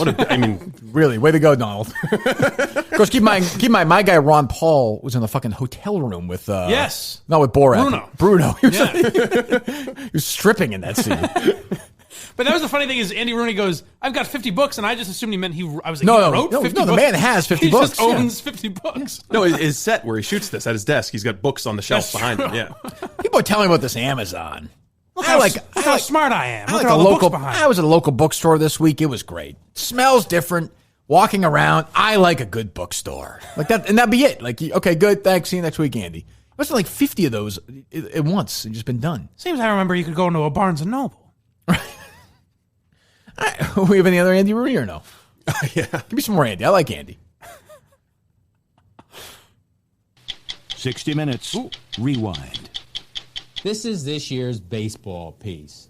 I know how interested This is May 17th, 1981. We're going to get to baseball once this year. By the way, this is he it. was doing this for like fucking 30 years. Oh, my God. By the way, I'm going to guess Andy Rooney was a baseball fan. Just a guess. An old, fucking boring crank. No better sport. Was he ever young? Or was No. born He came out of Mama Rooney's area like Seems that. I remember when the doctor spanked you. fans are in statistics. That's not an ordinary pile of firewood behind Was that Andy on location? We're looking desperately for a new baseball statistic. We're at the Louisville Slugger plant, and there are more than 1 million sticks of wood out there, each one of which... He's standing in front of pallets and pallets and pallets of wood. I was at church last week and saw afterwards, we're now in a society where priests can't molest kids anymore. And that's not right. When I grew up, a priest would fuck a kid. Those were the days. My favorite is the B-roll, like just the shots, like, I'm talking baseball, and you can tell because there are baseball bats behind me. How long was he? Considering how hard I work to make what I have, I don't understand why I'm so dumb with money. The single dumbest thing I do is invest in the stock market. It's okay if you know what you're doing, but I have no idea what I'm doing. It's like a fucking and I dummy. suspect then, I'm Andy. typical of a lot of Americans, too. We know how to make money, but we don't know what to do once we get it. I have stock in two companies that I've never even heard of. I don't even know what they make. Probably all they make is money. Why in the world do I risk my hard-earned, soft-earned money investing in something about which I know so little? Jeez. They are the most basic observation. It seems I find a lot of Americans hate Mondays. And this guy probably made tens of millions of dollars doing this. Oh, I would imagine. He was not happy that Kurt Cobain's suicide overshadowed the death of Richard Nixon. He went on to say Cobain's suicide made him angry. A young man killed himself rather than an he old was not man happy dying. about it. When did he end? He started. I think he died I think he died 8 years ago. I was going to say in the last 10 years or something. And he died doing that, He right? did 1,097 of these commentaries on 60 Minutes. All work and no play. Oh, no, sorry, that's a throwback. They did an entire 60 Minutes episode about Andy Rooney. Oh, he died? Yeah. Yeah. Oh, boy. There must have been a lot of laughs that night. I don't like dying. It seems I find funerals are a sad occasion. Imagine being stuck if there really is like purgatory or whatever. He's not, you're like waiting with him. Purgatory, as it turns out, is exactly what I thought it was going to be. You're just waiting all day. And I don't like waiting. It's kind of like a Seinfeld opening monologue without the jokes. Of course it is. Yes. Yeah, it's like Larry King's old USA Today columns. Like it's The just. jar is round. The mug is round. Seems I find they should call it round tea. I was on a 6-hour flight this week. The size of the peanuts was really upsetting. And then that's just it. There's no other. Picture him trying to open the thing on the plane. Him refusing. No, waving off the flight attendant. It's too bad. And you know what? You know what, Mike? You can call them flight attendants. I still call them stewardesses. What are they attending? I remember a simpler time. What are they? What are they attending? Certainly not attending me when I have to wait 15 minutes for a peanut. Died at 92. Doing something right. What do you mean? Oh, died to at live 92? that long, yeah. I'm sure he's a very nice guy. Got some trouble. He said that I'm looking at his controversies here. During the, he said, when I grew up, this is him. Let me see if I get the quote. When you read Andy Rooney stuff, you can picture Andy Rooney. You gotta read it in his voice. Yeah, there's no, I'm actually proud of my Andy Rooney. It's not bad. Not bad. Let me see here. Look at this. I'm already followed by Andy Rooney on Twitter. Boy, these people work fast. Where is this here? So he did his last appearance on 60 Minutes and died a month later. Sounds about right. There's something to I was the. gonna say, I thought he stay died working. doing it, but yeah, it was right after. In the 2007 column for Tribune Media Services, so we had a syndicated column, he wrote, I know all about Babe Ruth and Lou Gehrig, but today's baseball stars are all guys named Rodriguez. Jesus Christ. God. So we had a little bit of that like old man racism. Seems I find times have changed since they integrated baseball. What is it with these water fountains? But he got arrested for sitting in the back of a bus in the 40s. So he was a fighter even back then. So Good for Andy. Andy was all right. All right. We like Andy. I like a good crank. Oh, Rooney wrote in 1992 that it was silly for Native Americans to complain about team names like the Redskins. Let's be honest, though. I mean, let's at its core really be honest and cut through the... Can you read that quote in your Andy Rooney voice? I will in 1 second. But let's be honest. Like, what we just did in the last hour and a half, is it really any different than Andy Rooney complaining about stuff? He'd be pissed off with all these things, too. Yeah, and they just never go away. I'm sick of these climate changers. I'd like to think you guys are a little funnier. I like Julia Sweeney. She's a friend of mine. The idea that Pat, like, it was no fucking difference. They complain about these things and don't want to come on the show with me. My great-grandchildren love a show called The Mandalorian. Even my granddaughter likes it. And now this woman, like, it's the same fucking thing. Why do there need to be women in Star Wars? No, I think he'd complain about the people tweeting about the complaining. Yes. I think Andy's with us. I think so, too. I think he will be on Twitter today. He'll be very boisterously with us. What a run, though. Jesus. He said that too much alcohol, too much food, drugs, homosexuality... I'll read. Where are you? No, read the Redskins one first, under comments about race. Oh, here it is. The real problem is, we took the country away from the Indians. They want it back. We're not going to give it to them. We feel guilty and we'll do what we can for them within reason, but they can't have their country back. Next question. Well, nice guy. Anything else? Ooh, he did not like same-sex union, huh? No. Whoa, Andy. Well, maybe you would have changed. There's too much alcohol. The president, pretty much negative publicity around this, saying that too much alcohol, too much food, drugs, homosexual unions are all known to lead to premature death. Jesus. Well, hey, he lived to 92. He knows something. I suppose so. I think that happened with two 60 Minutes guys, like back-to-back. Like Andy Rooney, and I think the other one was Morley Safer, retired and then died like a week later. Oh, really? Yeah. Oh, Morley Safer's dead, right? Yeah. Yeah. Morley Safer never looked or sounded healthy. I'm Morley Safer. Wait, who is it? Big Daddy Graham. Yeah, less than 5 weeks after his last 60 Minutes appearance for Andy Rooney. Jesus. Yeah, so he had a routine call. Oh, man. Well, he did write some books, though. Oh, good. Not 50. The Complete Andy Rooney.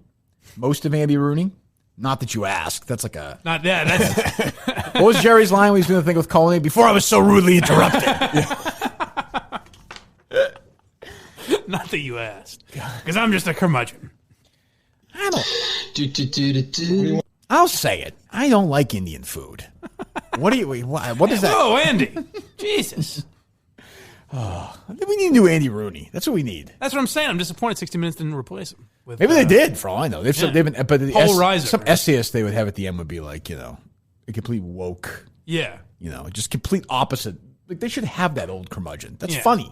I'd watch that. Yes. I can't even remember the last time I watched 60 Minutes. Well, they promote it all the time. Women comedians aren't funny, and now this Indian food business. That's what I mean. That's what they. I don't know. So there you go. Andy Rooney's a friend of ours. Steve, talk to us, please, about ExpressVPN. This is your neighborhood. Yeah, ExpressVPN provides a virtual private network, and they've got a great deal for us. If you go to expressvpn.com/Minahan, what it allows you to do is spoof your internet location. So if there's geographic content restrictions on something you want to watch, you can't watch it in the States, or if you're in Canada or Australia and you can't watch it, you can use ExpressVPN to pretend, make the internet think that you're in a different location. So you can get around any of those geographic restrictions. And so if you're, streaming something like the Patriots game last night and you're not paying for it, you might want to mask your traffic just to avoid any issues with the lawman. But there's also some deals through... The lawman, John Q. Law. If you want, I was just like, what? You know what you did, sir. You can use for football. You can use the ExpressVPN to buy the international package, which is cheaper and gives you a few more games on DirecTV. There you go. ExpressVPN.com/Minahan. MINIHANE. ExpressVPN.com/Minahan. 3 months free with a 1-year package. 15 months for 12. ExpressVPN.com/Minahan to learn more. It's also compatible if you use a jailbroken Fire Stick to stream movies with Kodi. Your ExpressVPN is compatible with that. So, I like the sound of that. Good, excellent. We like it. Back again. We like ExpressVPN. We thank them for helping us out. Did you guys see anything good this weekend or no? Any movies for you, Steve? Any TV? No, didn't watch a lot of TV. I've been stuck on Men in the High Castle. But you're not that interested. No, I'm not feeling I that. may be in trouble soon with that. Homie's not playing that. With what? Me and my girlfriend are currently, she's never seen Friday Night Lights, the show. Oh, so we've been watching that. And she says, next, can we watch This Is Us? And I'm like, I'd really rather not. I mean, you would be, honestly, like, we all like her and everything, but you would be willing to break up with her before you watch that, right? Probably. Yeah, I think you'd have to. Yeah. I think you'd have to. I mean, maybe I haven't given it a chance, to be fair. But it's a network soap opera. Yeah. But, I mean, so is Friday Night Lights. I like that. Yeah, but that comes from a good source material. Yeah. Friday Night Lights, as I have always said, is the only, I think, unless you guys can find one, the only good book, movie, And TV show. Oh, I might be the only one that exists. Nah, that yeah, had any success. Yeah, that's a pretty remarkable work by my guy Buzz Bissinger, who's had an interesting life. But yeah, Friday, the book is great. The TV show, the movie was good, but the TV You ever show. notice not a lot of TV shows translate into movies? Why? So This Is Us is next? I'm going to try and avoid it at all costs. I'll find something else that she'll like you more. should let her have one. I mean, that seems fair. Well, you know, Friday Night Lights was a compromise. I say we compromise on these things. You hadn't watched it? Are you rewatching it with her? I'm rewatching. She had never seen it. Should be rewatching television shows. Life's too short. You think? Full series, yeah. Well, she likes to watch it with me, you know? She can watch it without you, too. That's true. I mean, I think she'll survive. I like to see it again. For having your inputs, your You genius get to see what on Vince each Howard show. and the kids are up to, you know? That's a good show. I like Kyle Chandler, too. He's great. Good actor. Yeah, he's very good. Are you still all caught up on The Mandalorian? I am 3 episodes in The Mandalorian. Mandalorian? There have been 3 already. Wow. Yes, there better not be a fucking woman on this show anytime soon. If there is, I'm out. Spoiler alert. I know there is. Might be Oh, some boy. titties in the future. Some what? Some titties. I don't think it'll be a Mandalorian sir. war. Yes. Mandalorian needs to get his. Well, I have to say, Baby Yoda has swept the world. I mean, it's fucking unbelievable. I know. Harry loves it. Everyone wants a Baby Yoda. Disney filed a copyright claim on all the GIFs that people have been tweeting and posting to Facebook of Baby That's Yoda. very important. They've been That's filing good. any So- lawsuits against pictures of parody songs that people been tweeting out or no? Okay, good. Little Mermaid But I is just safe. think it's interesting. They've got this viral phenomena. They're going to be able to sell stuffed Baby Yodas up the wazoo, and they don't want them on the internet. Well, it's for Christmas. It's gonna be huge, right? Yeah, no, I mean I'm willing to bet that when they were writing it, they had that conversation about if we have this Sure. cute little alien, we can sell That's a business. whole bunch of merch. Very, very conscious of the brand. But it seems like just free advertising. Yeah. Did you watch the 3rd episode? I did, yes. Excellent. It's good. Yeah, it's Very very good show. Yeah, It's a good show. I'm enjoying it. I'm disappointed that they didn't just put out the full. I'm not. the full season. Let me disagree with you for a You like to moment. have a little bit of restraint. Yes, I'm so sick of this like binge watching at once. I like the old school idea of waiting. Because I do like that. You'd be done Yeah. with it now, Steve. I Get out would of your be. life. No, Now you have something to look forward to. It'd still be up here. No, I understand that. I understand your brain would remember it. What I'm saying His is you have- greatest tool. It's unbelievable. What a help it's been for him. Is that you would have it, like, I have this to look forward to, as opposed to you would just blown through it in a day. Right. Or 2. You know, maybe 2 whatever. days. How Yeah. many 3 episodes days. are there? 10? Whatever? 8, I think, right? Oh, they're chapters. You'd have been done with that. Yeah, they're not your chapters. They're not episodes, Yes, they're thank you. chapters. Chapters, not episodes. Half hour or hour? Some aren't even a half hour. Oh, gee, yeah, you'd be done with that in a day. The second episode between the intro and the end was like 25 minutes.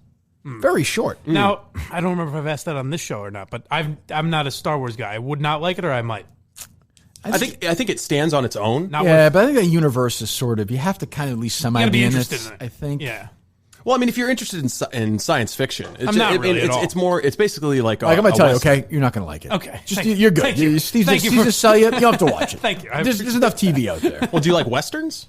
That's kind of what it is. No, he does not like Westerns. Not particularly. What do you like? I like a real thing, real stories. Breaking Bad, Sopranos, Is it things real? that could happen to me. Yes, you know? remember that happened to my teacher, my high school teacher, Breaking Bad. Who can Yeah. forget? By the way, you missed SopranoCon. I did I know, see that my I friend heard Alan about that. Seppenwall was tweeting about it this weekend. That's not my world. No? There's nothing creepier than a bunch of fans showing up somewhere in the middle of nowhere and celebrating somebody. It just strikes me as very wrong. I would never participate in that. No, of course not. They sounded like they had some. It didn't sound totally cheesy. It sounded like some No, I'm stuff sure that it I was good. might be interested in. Yeah. Wouldn't you feel weird going to SopranoCon? I understand the irony of me asking that question, Yeah. but wouldn't it seem strange, like Would you dress parking? in a robe and a wife beater? Yes. Would you feel Would weird? it feel a little weird not having Gandolfini there? Yes. I mean, he may not be there anyway if he was alive. Yeah. Well, that's I true. mean, Edie Falco probably wasn't there, right? No, I don't think so. I saw Adriana was there. Big Pussy was there. Yeah, those people, they're never missing one of those things. Yeah. If we paid Big Pussy $100, he'd go to Madawaska. These guys are not. These guys will show up for anything. I think we should do I it. wonder if any of the old Sopranos guys are on Cameo. Oh, for sure. Definitely. Paulie Walnuts. I mean, I would guess. love to get a one from Paulie Walnuts. That'd be great. Although he seems, I think he's had some Has his prime, maybe? health issues. Some it's issues. unfortunate. But yeah, Furio or I was going to say we should get Bobby Bacala? Christopher and Paulie up to Madawaska. We should Recreate leave him in the middle of the snow. Yeah. Wouldn't that be fun? That would be good. Yeah. Yeah. I'm sure Fury would, or Johnny Sack or all these guys. I'm sure they all. Johnny Sack was there, I think. Yeah, he's a big Trump. That show is so good, The Sopranos. Like I always think Johnny Sack is dead because he died in the show. Yeah. So when I see him, I'm like, oh, he's not dead. I just did the same thing. I almost when I said Christopher, I was like, well, he's dead, obviously. Right. But Yes. Yeah.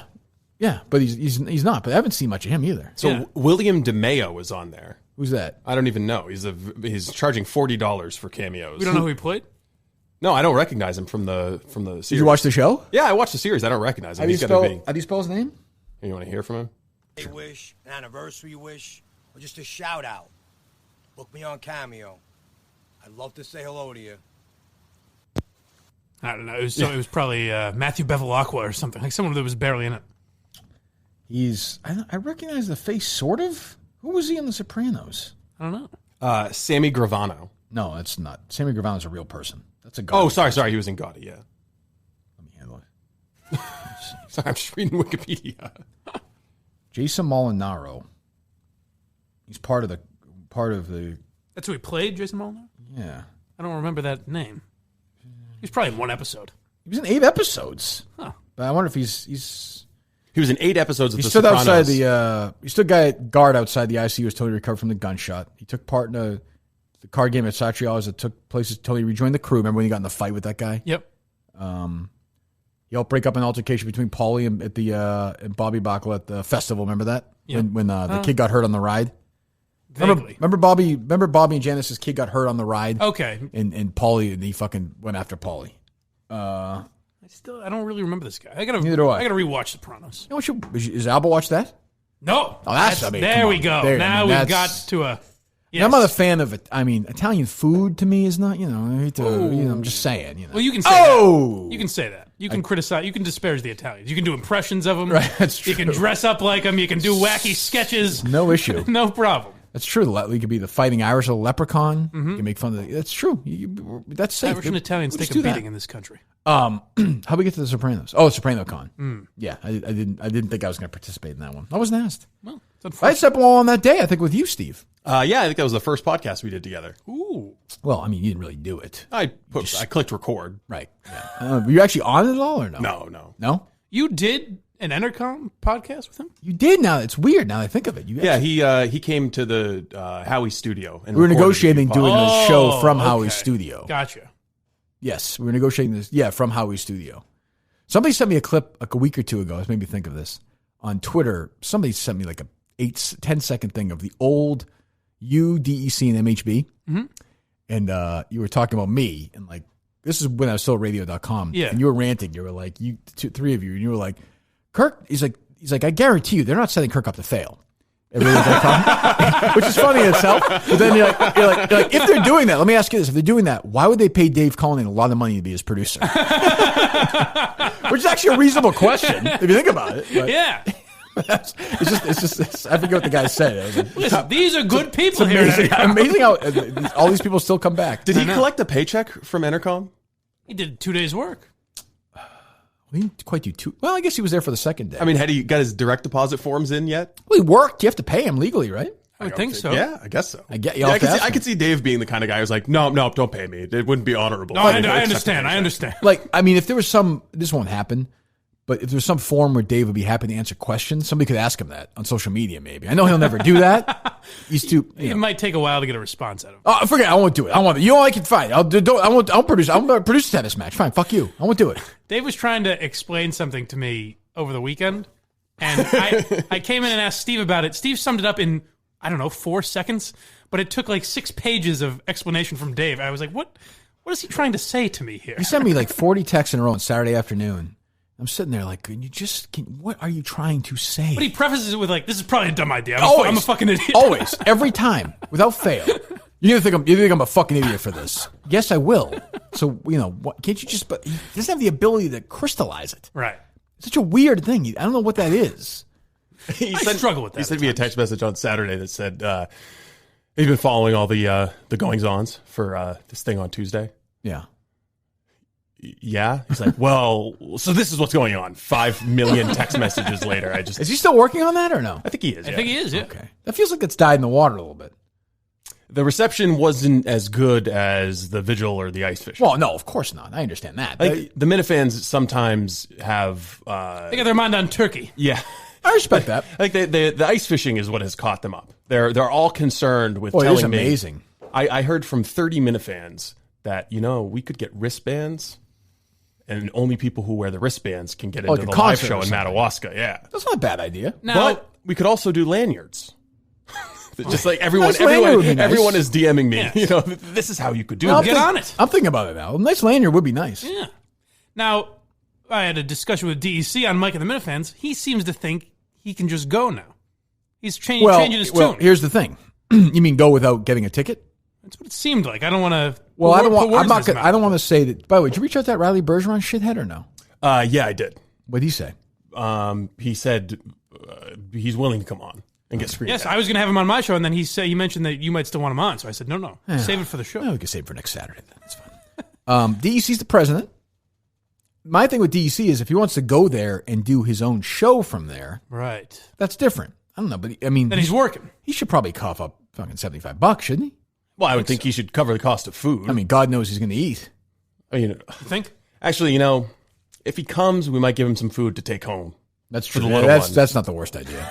Please, can we ship? Please maybe get a little, this to your child. maybe a little food drive. Can we ship a couple of those baked bean cans over to the DEC household, please? That'd be nice. I think everyone would be willing to contribute to that. But let me go back though. I don't think that's the worst idea. You're poo-pooing this. The idea of a wristband or something is not the worst idea. Oh, no, it's not a bad idea at all. I just don't need to hear about it. The volume of suggestions. 50 times. People are excited. Every time I open my DMs, can't have it both ways. People are excited. Look, hey, I've been thinking about your situation up there in Madawaska. Well, look, listen to me, Minifans. Steve's going to mock you guys. I'm not. I think it's good that you have productive ideas and you're caring I say about keep it. hammering it home. I agree. So if you have more ideas, send them to Steve. I don't know what's your issue with that. Is it that tiring to look at these fucking DMs? It is. Not even if you have more ideas. Even if you thought of that idea today, send it to Steve. Send Make it sure to he Steve. knows. Yeah, send it to him. I have no problem with that.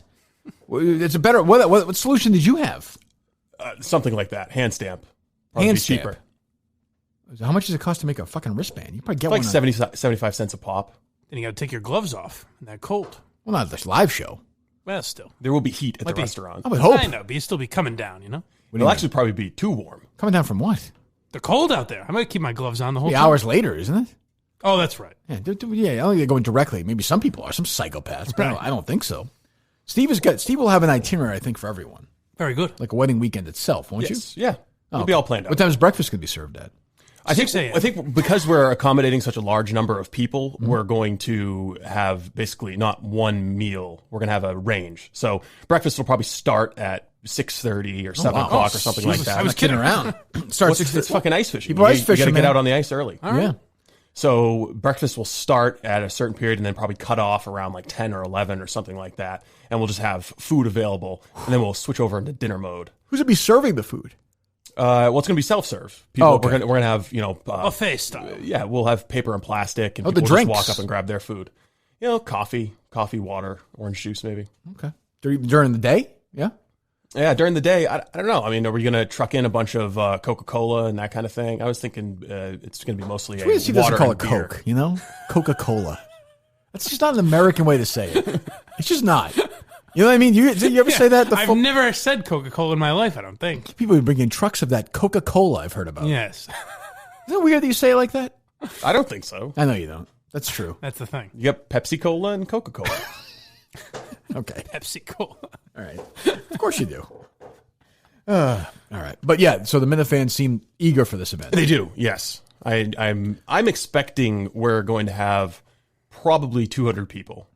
Jesus Christ. When you factor in a lot of locals are getting very excited about this. Well, let Colleen do his thing tomorrow night on his own. Don't worry about the other thing. We'll figure that out later. Okay. Stuff. Don't worry about that. Let Colleen, if he wants to do his thing tomorrow night, let him do it. Don't worry about the other assignment. If you want to go to Colleen's thing and support him, knock yourself out. He wants to do a Great Thinkers from Woburn, right? Yes. Okay, good. Well, we should support that. If Minifans want to go, again, it's not going to cost them anything, right? No. We're not charging anybody. $40. No. No.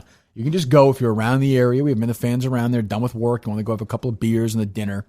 and watch a live Great Thinker show with Steve Robinson and Mike Geary, by the way. Great Fingers / Wait, Mike we and are Minifan gonna be is there? calling. You guys might be. I won't be there. You guys might be there. You're not getting Kirk Minahan at some live show. Like that is currency. That's fair. You know, well, you're not going to go, Steve? Then we'd have to choose. I haven't been invited. I wouldn't presume that I'm Would you going turn to it be down there. if you were invited? Probably, yeah. Tuesday at 6 o'clock at Woburn is good traffic. Oh, yeah. I get there at like 1:30. Go see a movie. Maybe hang out at the courthouse. Go back to our favorite Bolorama. Yes, go to Dunk. That's right. Or the Dunkin' Donuts. We have a lot of Woburn history. We do. What is the Bolorama reference? Do I know that? That's when we confronted the Straight Pride Parade people. We met them in a Bolorama parking lot. Yeah, Steve. I don't know why I wanted to meet. They wanted to meet us there. That was right where his apartment was. We met him at his apartment. Oh, that's right. We just happened to be in a Bolorama parking lot. That's right. Some people call it bowling alley. My favorite. Bolorama. Steve makes me laugh. My favorite part of that video was you saying, like, what kind of movie you are? Obviously, we're not going to tell anyone our location. Steve's pans around. That was actually, I think, accidental, wasn't it, or no? Well, kind of. Sure, say yes. Yes, it was We actually. liked one of the guys. Yeah, Patrick. Poor He Patrick. dropped out of that whole He did. organization. Yeah, he was getting death threats and everything. Unfortunate. I mean, you know, that's life. But think about it. The Straight Pride Parade came and went, and it was nothing. Right, nothing happened. Nobody was hurt. Some protesters got arrested. It was just stupid Milo and some alt-right guys. That guy was a dink. Looking for attention. The other guy was a dink. The guy you interviewed? Oh, yeah. He seemed like a humorless asshole. Totally. And Patrick, I think, understood that we were having fun. Yeah. To his credit. I think. He did. We're going way back in time here. Afterwards, he asked me to take down the video. He did? Yeah. Why? Because it showed his face, and He didn't want to be associated. He had, I guess, some of his scholarships were being threatened or something. He agreed I to don't come know. on, though, right? Yeah. Oh, no. Did you said no, right? Yeah, of course. Oh, I don't know if it's still up there or not. It's back when Barstool used to promote us. Yes. Right before we started the Those podcast. were the days. They didn't know we were. Little did they know. Jesus. Any other songs or anything that are good today, Steve, or no? I think we've played everything. Really? Oh, we got a short one from Kevin from Bristol. Two from Kevin from Bristol. Okay. Oh, McLean the song. McLean song. Yeah. Well, also someone made an outro for Mike and the Minifans to the Cheers theme song too, which I thought was. Oh, really? Yes. Was it good? Yeah, I thought so. Oh, do we have it? or no? Did people hear it? I quote tweeted God, it. no. Nobody made it. No, certainly not. I quote tweeted it last night. I don't know if it's worth playing, but Let me it hear was pretty good. Sure, I'm willing to hear it. Searching Twitter for blind. Yeah, it was probably only a few tweets back, but Cheers, your second favorite show ever? You say? I think that's probably right. It changed. All in the Family, Cheers, Sopranos. Do you love the theme song or no? I got tired of it. I got tired okay. of it. Yeah, I mean, it's like, do you love any theme song when you hear it? I like the Cheers theme song a lot, actually. Like, you like hearing it still? Yeah. Well, you probably didn't watch it, 300 episodes, right? I've seen a lot of them. Yeah. Yeah. Makes you feel good when you hear it? It does. Makes you happy? It makes me think I'd like to go to a place Can I go over where there? everybody knows. You've my kind of name. created Cheers on Saturday nights now. That's the thing, and that's what you'll hear in this, this little ditty. Good. Another tough day at work today. Stephen Kirk think I suck. Throw back a few wobbly pops, feeling down on my luck. And the interns ruin every show. But it's still where we want to go. It's Mike and the Minifans. All right. 'Cause nobody had any other plans. Not bad. The picture he uses is just perfect. Oh, is it? Tipping one back. It's Blind Mike chugging a Michelob Ultra, Joe Jarcheezel with a Jesus. bandana all over his face, and Minifan Matt just looking confused. Mike and the Minifans. So what happened with the, there's some delay to the show. This is something the we can get interns. into. Yeah. You were very, The very interns angry really with the fucked interns. I forgot to mention this. You were very salty over the weekend. Yes. What happened? Now, keep in mind, you're the CEO of this show. This is Right. ultimately your fault. I understand. Okay, let me hear it. I'm very down on hair intern. Which one's that? Intern Will. Dave Your Cullinane guy. Sr. So, No, Steve's guy. just to Dave Cullinane Sr. Just so I understand what's going on here, you were I relying. don't get that joke. It was from when you gave him the Instagram a long time ago. Oh, Jesus. You I don't said even get it. these references. Go ahead. So you have your own intern who takes care of the YouTube stuff, but you were relying on the intern who's Well, I'll hundreds tell- of miles away. I'll tell you why. Steve defending. Oh, you were upset the mic was being critical of your guy, Steve. A little bit, I yeah. had Good, okay. I had both guys ready to go because Will and Justin. I sent a group text to Will and Justin. Said, "Hey, I'm going to do this Saturday night show." Is that why you're moving your thumb like you're sending a text? That's me. That's Okay, me. good. Gotcha. That's me Thank you. Me scrolling. Gotcha. I didn't know. Yeah, you text like that with your thumb? Well, in this hypothetical situation, Okay. yes. All right. Go ahead. So I send a text to Will and Justin and say, "Hey, I'm doing the Saturday night show. Either you want to produce." Will calls me right away. That's Steve's guy. Yes. Okay. Says I'm in. That's the annoying guy. Says I'm all in, baby. I can take you to the promised land, my friend. How far away is he? He lives in New York. Yeah, he lives in New York. But should that really matter how far he is? No, because I said YouTube I said if you can get us all on Skype or Well, whatever. why did Justin need to be at your apartment then? Well, I'll tell you why. I said he's blind. I said guess, for the no? first episode, Justin, because Justin then later said to me, I also would like to I know be the a Mike's part like of for this really important first episode of Mike and the Minifans. Well, good thing I took all the proper precautions. No If I shit. told Justin to pound sand, it never would have gotten off. That's true. So I said, you know what, Justin, if you want to come, be kind of Will's backup and help me. If you hadn't get done off this the ground first one, Ned Snark would not have watched this 4.3 thousand times. It's important. It's important to remember that. I'm insulted that you think it was one person. Of course not. That's I'm insulted that you would think I would buy 4,000 phones and upload it every Probably time. not the best investment. So all right. So the show is scheduled to start at 7. Yes. So I am looking at my phone around. What time do I see the thing where you're saying there's going to be a delay? Probably I retweeted 9 a.m. it. maybe? Oh, was that early? pretty early. So I retweeted right away. I thought, oh, this isn't going to happen. Maybe 10 at the latest. So is Mike talking to you, Steve, during the day about this or no? No, I handled it Oh, in-house. not at all, huh? No. Nope. Oh, okay, good. So I text Will early in the morning, and here's how confident. Will really sold me on his abilities. I had him believing this kid can do anything. Right. So I text him and say, hey, I know we've got 4 people on camera at any given time. Mm-hmm. So many people want in on this Mike and the Minifans. Is there any possibility we could have a 5th in? That's how confident I am. 5. I don't think that's a great instinct anyway, but okay. No, but I said if I wanted to, because we have a 5th in for a few minutes. Greedy. Imagine 5 of these idiots on And the same time. Will responds, I tried last night and I could not even get myself on a test show. That's not a good start. And I said, Will, first of all, you didn't even tell me. Text me and tell me you think you can't. You're not going to be able to do it. And he goes, You yelling at him? No. I'm texting him. Yeah. And Are you angry at this point? Because this is your baby. Are you nervous? I'm perturbed. Okay. I'm a little annoyed. Right. But I say, Justin, baby, you're up. I might need you. Right. I'm not liking the tone in Will's voice Well, here. sometimes the man needs the moment. That's right. Sometimes you get the calling. Yes. So Right. Justin says, all right, my time. He goes, hey, and I like the initiative. He says, do you mind if I come to your house a little early? Get ready. I say, Justin, do I not mind? I encourage it. Justin, you know what I'm doing tonight? I have nothing to do. I say, Justin, I tell you to be here at 6:30. 6 is not early. Did you say pick me up an extra case of Michelob Light? Justin, would you like something for lunch? Yes. Well, I told him that was my payment. I'll buy you meals, have a couple beers. Wow, whatever. what a guy. That's the What kind of a guy I boss. am. What a sport. You know? So, all right, so he gets there. So no, he doesn't get there. Oh, he never shows up. He texts me at around he's going to be there at 6. He texts Okay. me at about 5:45 and says his car broke down. The alternator is shot. Where does he live? And I was about Mansfield. So a decent drop. Oh, okay. So you couldn't Yeah. Uber her. I mean, No. yeah. And I said, Jesus, so you're not going to be able to. He goes, I'm so sorry about this. I said, listen, out of your hands. I understand. Right. I understand if you can't make it. I'll figure something out. Maybe I can have Cullinane help me or something. Oh, God. And he says, hey, the car can wait. I'll be there. Kid has the car towed. Uber's here from wherever he was. Did you pay him for this? Well, we'll talk compensation. You guys can pay for a towing service and Ubers? Did you give him a ride home at least? Well, the car broke down. That's not on me. I love the tweet from Justin. Bob works in mysterious ways. Yes, intern Justin. Bob conspired to have your alternator break in your car to sabotage It's Mike not in possible. the Minifans. Look. It I won't might put be. We haven't heard from the past guy him. in a while. Yeah. It Be might a weird fight back after he's been off for the last month or so. But Well, maybe.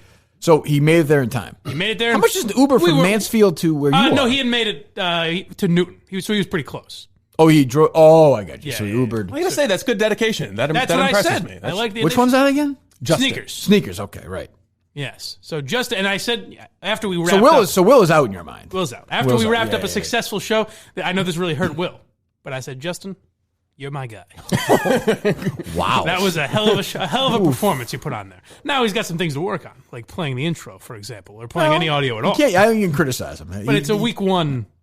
it's a hiccup. Justin, I see a lot of free dinners in your future. That's just gonna say it damn right now. You want that chicken Sharing parm? a few beers and chicken parms with That chicken parm is yours. I'm going to take you to the promised land. No payment. Hey, Justin, the boss gets most of the pizza. You can have a slice if you like. So, how do you defend your intern in this whole thing, Steve? He hasn't communicated with me about the ordeal. I mean, it seems like he let Mike down. I'll say I got reparations were made when I guess Will was listening to the show, and at some point I noted that he was at college game day with his mother, and I said, "Fuck him and fuck his mother," and apparently they were both listening at that point. Oh, good. So I His felt mother was listening to Mike and the Minifans? I guess she may have overheard it. Yeah, Jesus I don't know. Christ. But yeah, I think Will's a good boy. Just took a little too much on. No, his mom's a Minifan. Oh, is she? Yeah, she's. So she gets it. She's a high-powered attorney, and she's advocating that you sue Mr. Murchison. No, was it good? Maybe we will. So I think right now it's calm. Seems So like no it's point doing Eerily calm. I would agree. Oh no, something's spooky. Something's going to happen. So you think Murchison was fiddling with his car? Perhaps. Oh, jeez. like Jesse Pinkman under there pulling wires. I mean, that was to Justin. Yes. Justin. Well, Surprised good he job by didn't just Justin. clip the brake line. Did Justin contribute on air at all or no? Yes. I had him read something. So I What? swung the mic over to him. Okay, Had him gotcha. read a few questions, things like that. When you guys were done, like when it was over, and you Yeah. put the mic, did you guys say like "good job" to each other? I said, Justin, feel free to hang as long as you want. Did he say that was really good? Was it that kind of Yeah. thing? Oh, yeah. That was really High good. five. Yeah. Mike reached behind the chair and pulled out a. Did you guys high five or no? No. No, it's too bad. I love that. Oh wow, we got it. Kirk's said make fun of us on Monday, but I think you really liked it. I said almost that. I said, this will get made fun of. I think we did a good job. That's a classic line. Mate. These guys, they have to do it, but I think they liked it too. Yeah. Like, it was really good. Yeah. I mean, it had to have been decent if you could carry it for 2 hours. I mean, it was people Oh, but seem to enjoy. I mean, Dale Arnold does a show every day for 4 hours. I thought it was good when I listened to it. People I thought it seem was to good. enjoy it. Yes, I thought you did. I thought it was exactly what it was what you said it was going to be. Thank you. A hang. So tomorrow night, Cullinane is proposing what? We join forces. We join forces. He wants Sort of a crossover episode. He's going to between- do well. I mean, this episode is going to change his plans, but the original proposal was from me, by the way. I was part of this as Yes. well. Mm-hmm. Yeah. So do you want me to just say it since you've canceled it? Well, no, I haven't canceled anything yet. But so my thing was EEI is doing a live podcast like thing or whatever from some company. Pod's giving. Yes, all the best podcasts in the country are Right. coming together for from one night. some brewery in Woburn. Hey, So we my should be thing there. was we should just storm it. But then I thought, so let's say we get 30 or 40 Minifans there, which we would do. Like, what are they really going to do there? Justin had a funny idea. Whoa. This guy, he's a spitfire. Jesus. He said we should all show up in sunglasses to harass Rich Keefe, which Oh, I thought there was you funny. go. But then what do you do? Yeah, that's the things I don't know. Yeah, like I don't Am I think going to get in a fight with him again? Then you stand around, some idiot salesperson gets a picture of the crowd Right. of Minifans there, Right. and then uses that to sell future EI events. That's probably true. Look at the crew we turned out. That's true. But so Cullinane is always, nothing gets by this guy. So why don't we do a live event close by and get a bigger reaction, social media, and more people, which we would do. And that'd be with a lowly Great Thinkers show, not me. Sure. I said, sure, if you want to do that. So that makes sense to me, no? So there's a like your point, Steve. Like, so we get 50 Minifans go to Hobo Brewery. They give them money. They buy their beer, and they sit. Like, what are they going to do? Yeah, it's kind of helping EI. There's, Yeah, there's only so much. I mean, what are they going to do? Yeah. Are they going to go lurk around the area where No. the EI talent is They're and not start going to burn picking the fights place with down. them? That's the thing. So I got Because emotional. this is even, I can yell like "fuck Rich Keefe," but now it's a podcast, so it's never going to get on the air. Right. There's not a lot to. I mean, if we could disrupt it and ruin it, fine. But that's not going to happen. So maybe I overreacted on that one. But I understood I thought the same thing when I saw the tweet. I like the idea of a large Minifan gathering. And I understand it's a Tuesday night, Thanksgiving week. People are busy. But if we get if 20 people go see Great Thinkers live with Dave Cullinane, I guarantee you, no one. No. People will be at the Hobo just having dinner. Yes, But nobody and is salespeople from right. EI. Yeah, but nobody is going there to watch these shitty. I would podcasts. love somebody at EI or Entercom to smuggle us out some numbers on those podcasts, like the Dork podcast. I know. I mean, I've seen them. All of them get less than 1,000 a month. A month. A month? A month. Less than 1,000 a month. Trash Talk did better numbers than that. Yes. That's like your close family and friends listening to the show. And that's it. And I saw, by the way, that somebody tweeted me that the show with Lucy Burge and the other girl, Lucy Burge's not going to be there on Tuesday. Somebody's filling in for her. Yes. My understanding is one of those two people are leaving the company soon, and it's not Chris Curtis. Wow. Yes. The patriarchy wins again. I wonder. That's what interesting. That's what I'm hearing. So That's disappointing. yeah, whatever. So So if Conley wants to do that, that's great. I support it. We'll promote it. I don't want Dave to get upset about anything. I think this is you blew it. This is a good idea. If he wants to do something, do it. Go for it. I think the Minifans, if they're in the area, there's another call to action for Minifans. You see what I'm saying here? This is just a casual thing. If you're in Woburn, you want to go hang out, meet Cullinane and feel free. Steve and Mike. They'll be there as well. Remotely. Many hours. No, you'll be there. Many hours they'll be there. Meet with those guys, hang out, have a couple of beers, have some fun before Thanksgiving. Do it. This is not a call to action moment. This is not a vigil. This is not a live show. This is just Cullinane. Gotcha. So there you go. That's all I'm saying. Oh, there's going to be so many fucking people there, and then you said that it wasn't a call to action. Kirk sabotaged this thing. Not sabotaging at all. If you want to go, go. But I don't want people driving from fucking Maine or Rhode Island or fucking flying from Charlotte on a Tuesday night before Thanksgiving. Right. Just go and have fun. Plenty of people who work in Woburn and Burlington are Minifans. I know that. I know Mike doesn't believe that. So it's actually it's at the virtual golf place. Oh yes, yeah. Colleen's been pushing this one. Yeah, good. So there you go. So he's doing the show from there. They have food there and stuff. He didn't mention food. When I don't he know was anything talking about about. I don't want to call him and talk to him. We can do it maybe tomorrow. I'm not in the Cullinane mood right now. No, I know because he's gonna be frustrated and it's not gonna make any sense. I think he'll shine the light on it. Don't call him. All right, call him. I don't want this to be. I just want to have a concise conversation. Is that possible? Well, it's not going to happen. I know you're going to think this is stupid. I know you're going to call me an idiot. I don't want that. Yeah. Well, then don't. You know what? Then don't call. It's true. All right. How many rings? It could be. You never know. He could say 3 rings. He lets us wait. Yeah, he likes to think like that's part of his thing. Like I'm answering. Yeah. 4. 1.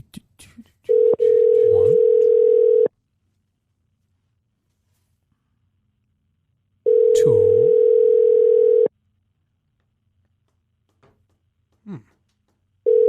4. I'm telling you. He's looking at it. When do I pick up? Hey, what's he doing? He might not answer. What is he possibly doing? Well, we could talk to him tomorrow as well and promote it. That's fine.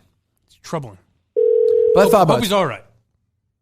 Please leave your message for. But I thought about it because if I said we get a shitload of people at Hope, but like then what?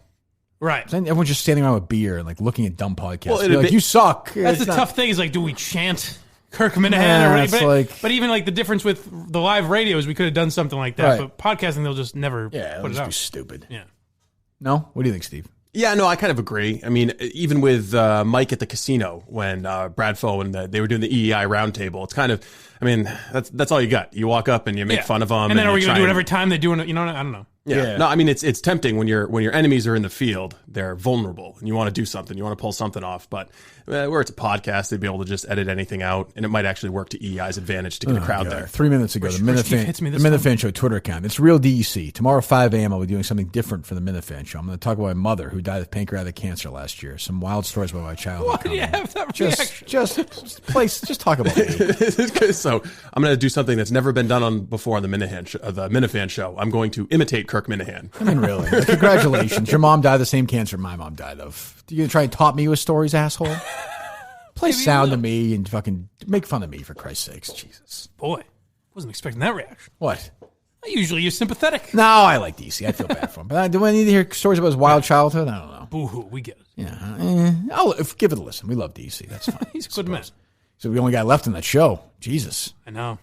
We heard from him at all? I'm going to try and get him on this weekend, but I expect my efforts will be worthless. Yeah, I don't think it's going to be successful. Yeah. Oh, all right. Troll socks. Are we doing troll socks as well? We are, yes. Limited edition Kirk Minahan socks are out now, just in time for the holidays. 500 sets available. Order them before they're gone. Trollsocks.com. Use the promo code BMSucks for 10% off. Trump socks, Game of Thrones socks, Brandy Love socks. The best sock company in the world, loyal to the Minifans. Support them. Support freedom of speech, fighting outrage culture. Support Troll Socks. Trollsocks.com now. Use the code BMSucks for 10% off. Trollsocks.com and promo code BMSucks for 10% off. That's it, right? We got to thank we have plenty of sponsors to thank today. Go to miltons.com, by the way, /Kirk. We know that. Let them know how loyal you are. They'll be keeping an eye on that. All the other ones as well. Yeah, but on Milton's, you can go to miltons.com /Kirk, or you can just walk into the store and say, hey, I want the Kirk Minahan special. They'll give it to you. They will, yes. Yeah. Yeah. And Manscaped and Roman and ExpressVPN and Troll Socks. Jeez, nice week. Sure people is. People are jumping on board here. Seems I like it. like it. Listen to that right there. God damn it. Thick stack. Jesus. What are you laughing at? It's just Mike saying thick stack. Add that one to your collection. So what is your role? What did you do today, Steve, when you're heading over to Sudbury? Well, I'm going to go over there. I'm going to inspect the premises, make So sure is it that a fast everything food day is or no? regulation. I don't think today is a fast food day, no. No, you're by yourself? You get a round in of practice. I've got a little time with a pro. Oh, you do? Ooh, I don't know if I like that. Well, you have that opportunity as well. I do. I think I may be taking advantage of that soon. I'm going to say, hey, Nico, how do you keep score again? Yes. So what's all this love business? Mykonos. You just get, what's your serve and volley guy? Backstroke for more of a ground stroke guy or attacker? He doesn't know just strategy. any of those terms. I'm a monster at the net, Kirk. You are. Well, you're tall. I would think that might be an issue. I have to work my lobs. Oh, I'll be able to get back there. We'll see. I got between the legs. I got a little hour myself tomorrow that I've got carved out to do a little tennis as well. That would be awesome if you showed up with like Andre Agassi or something. What's a dress code? The tennis outfits have changed since I was a kid. These guys are all, I don't know. Well, no sleeves allowed. So you're going sleeveless? No sleeves allowed. You're showing the tattoo. Oh, yeah. It's to intimidate you. Bad boy of tennis. Wow. Well, concerned about that. I also make a lot of loud noises to try You're and a grunter? throw off. No, not a grunter. Like I'll be grunting during your swings. No, you can't do that. That's Reagan. The umpire will not allow that to happen. Well, the umpire is a friend of Steve's. So. Who's the call? Is Colin's so busy in this live thing tomorrow night? Does he put together this fucking tennis thing? Maybe he's put it together so well that he's kicking his feet up. I'm going to go on a limb here and say that Cullinane will be doing the commentary. Oh, great. Me and Dave. Great broadcasters. Jesus. Have we picked out the outfit for Mike to wear when he's ball boying? No, but I want to wear those nice short shorts. No, come on. Yes. Well, I better get Manscaped. These legs are... Huh? These legs are too big. Well, that's kind of the whole point. They're going to be humiliated, I think. You understand that. I don't like that, but... He's got a big head now. He's a YouTube star. You're like a YouTuber, like Logan Paul or something. Very similar. You're one of these. You're an influencer now. Mm-hmm. I That's can the see goal. this.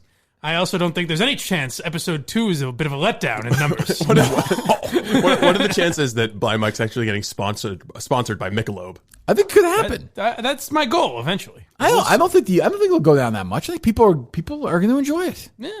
I mean, we're around with the family, Thanksgiving weekend is tough. But still, people like to get away after a couple of days of hanging out with the family. Right. Escape with their friends. It's the idea. Yeah, right. With their neighborhood buddies. Just hang. Yeah. I mean, when they walk in, they're like Norm now. Yes. You should do a thing where you yell at the people when you see them on the chat thing when they arrive on there. DJB! Yeah, I feel like they're part of the team now. Yeah.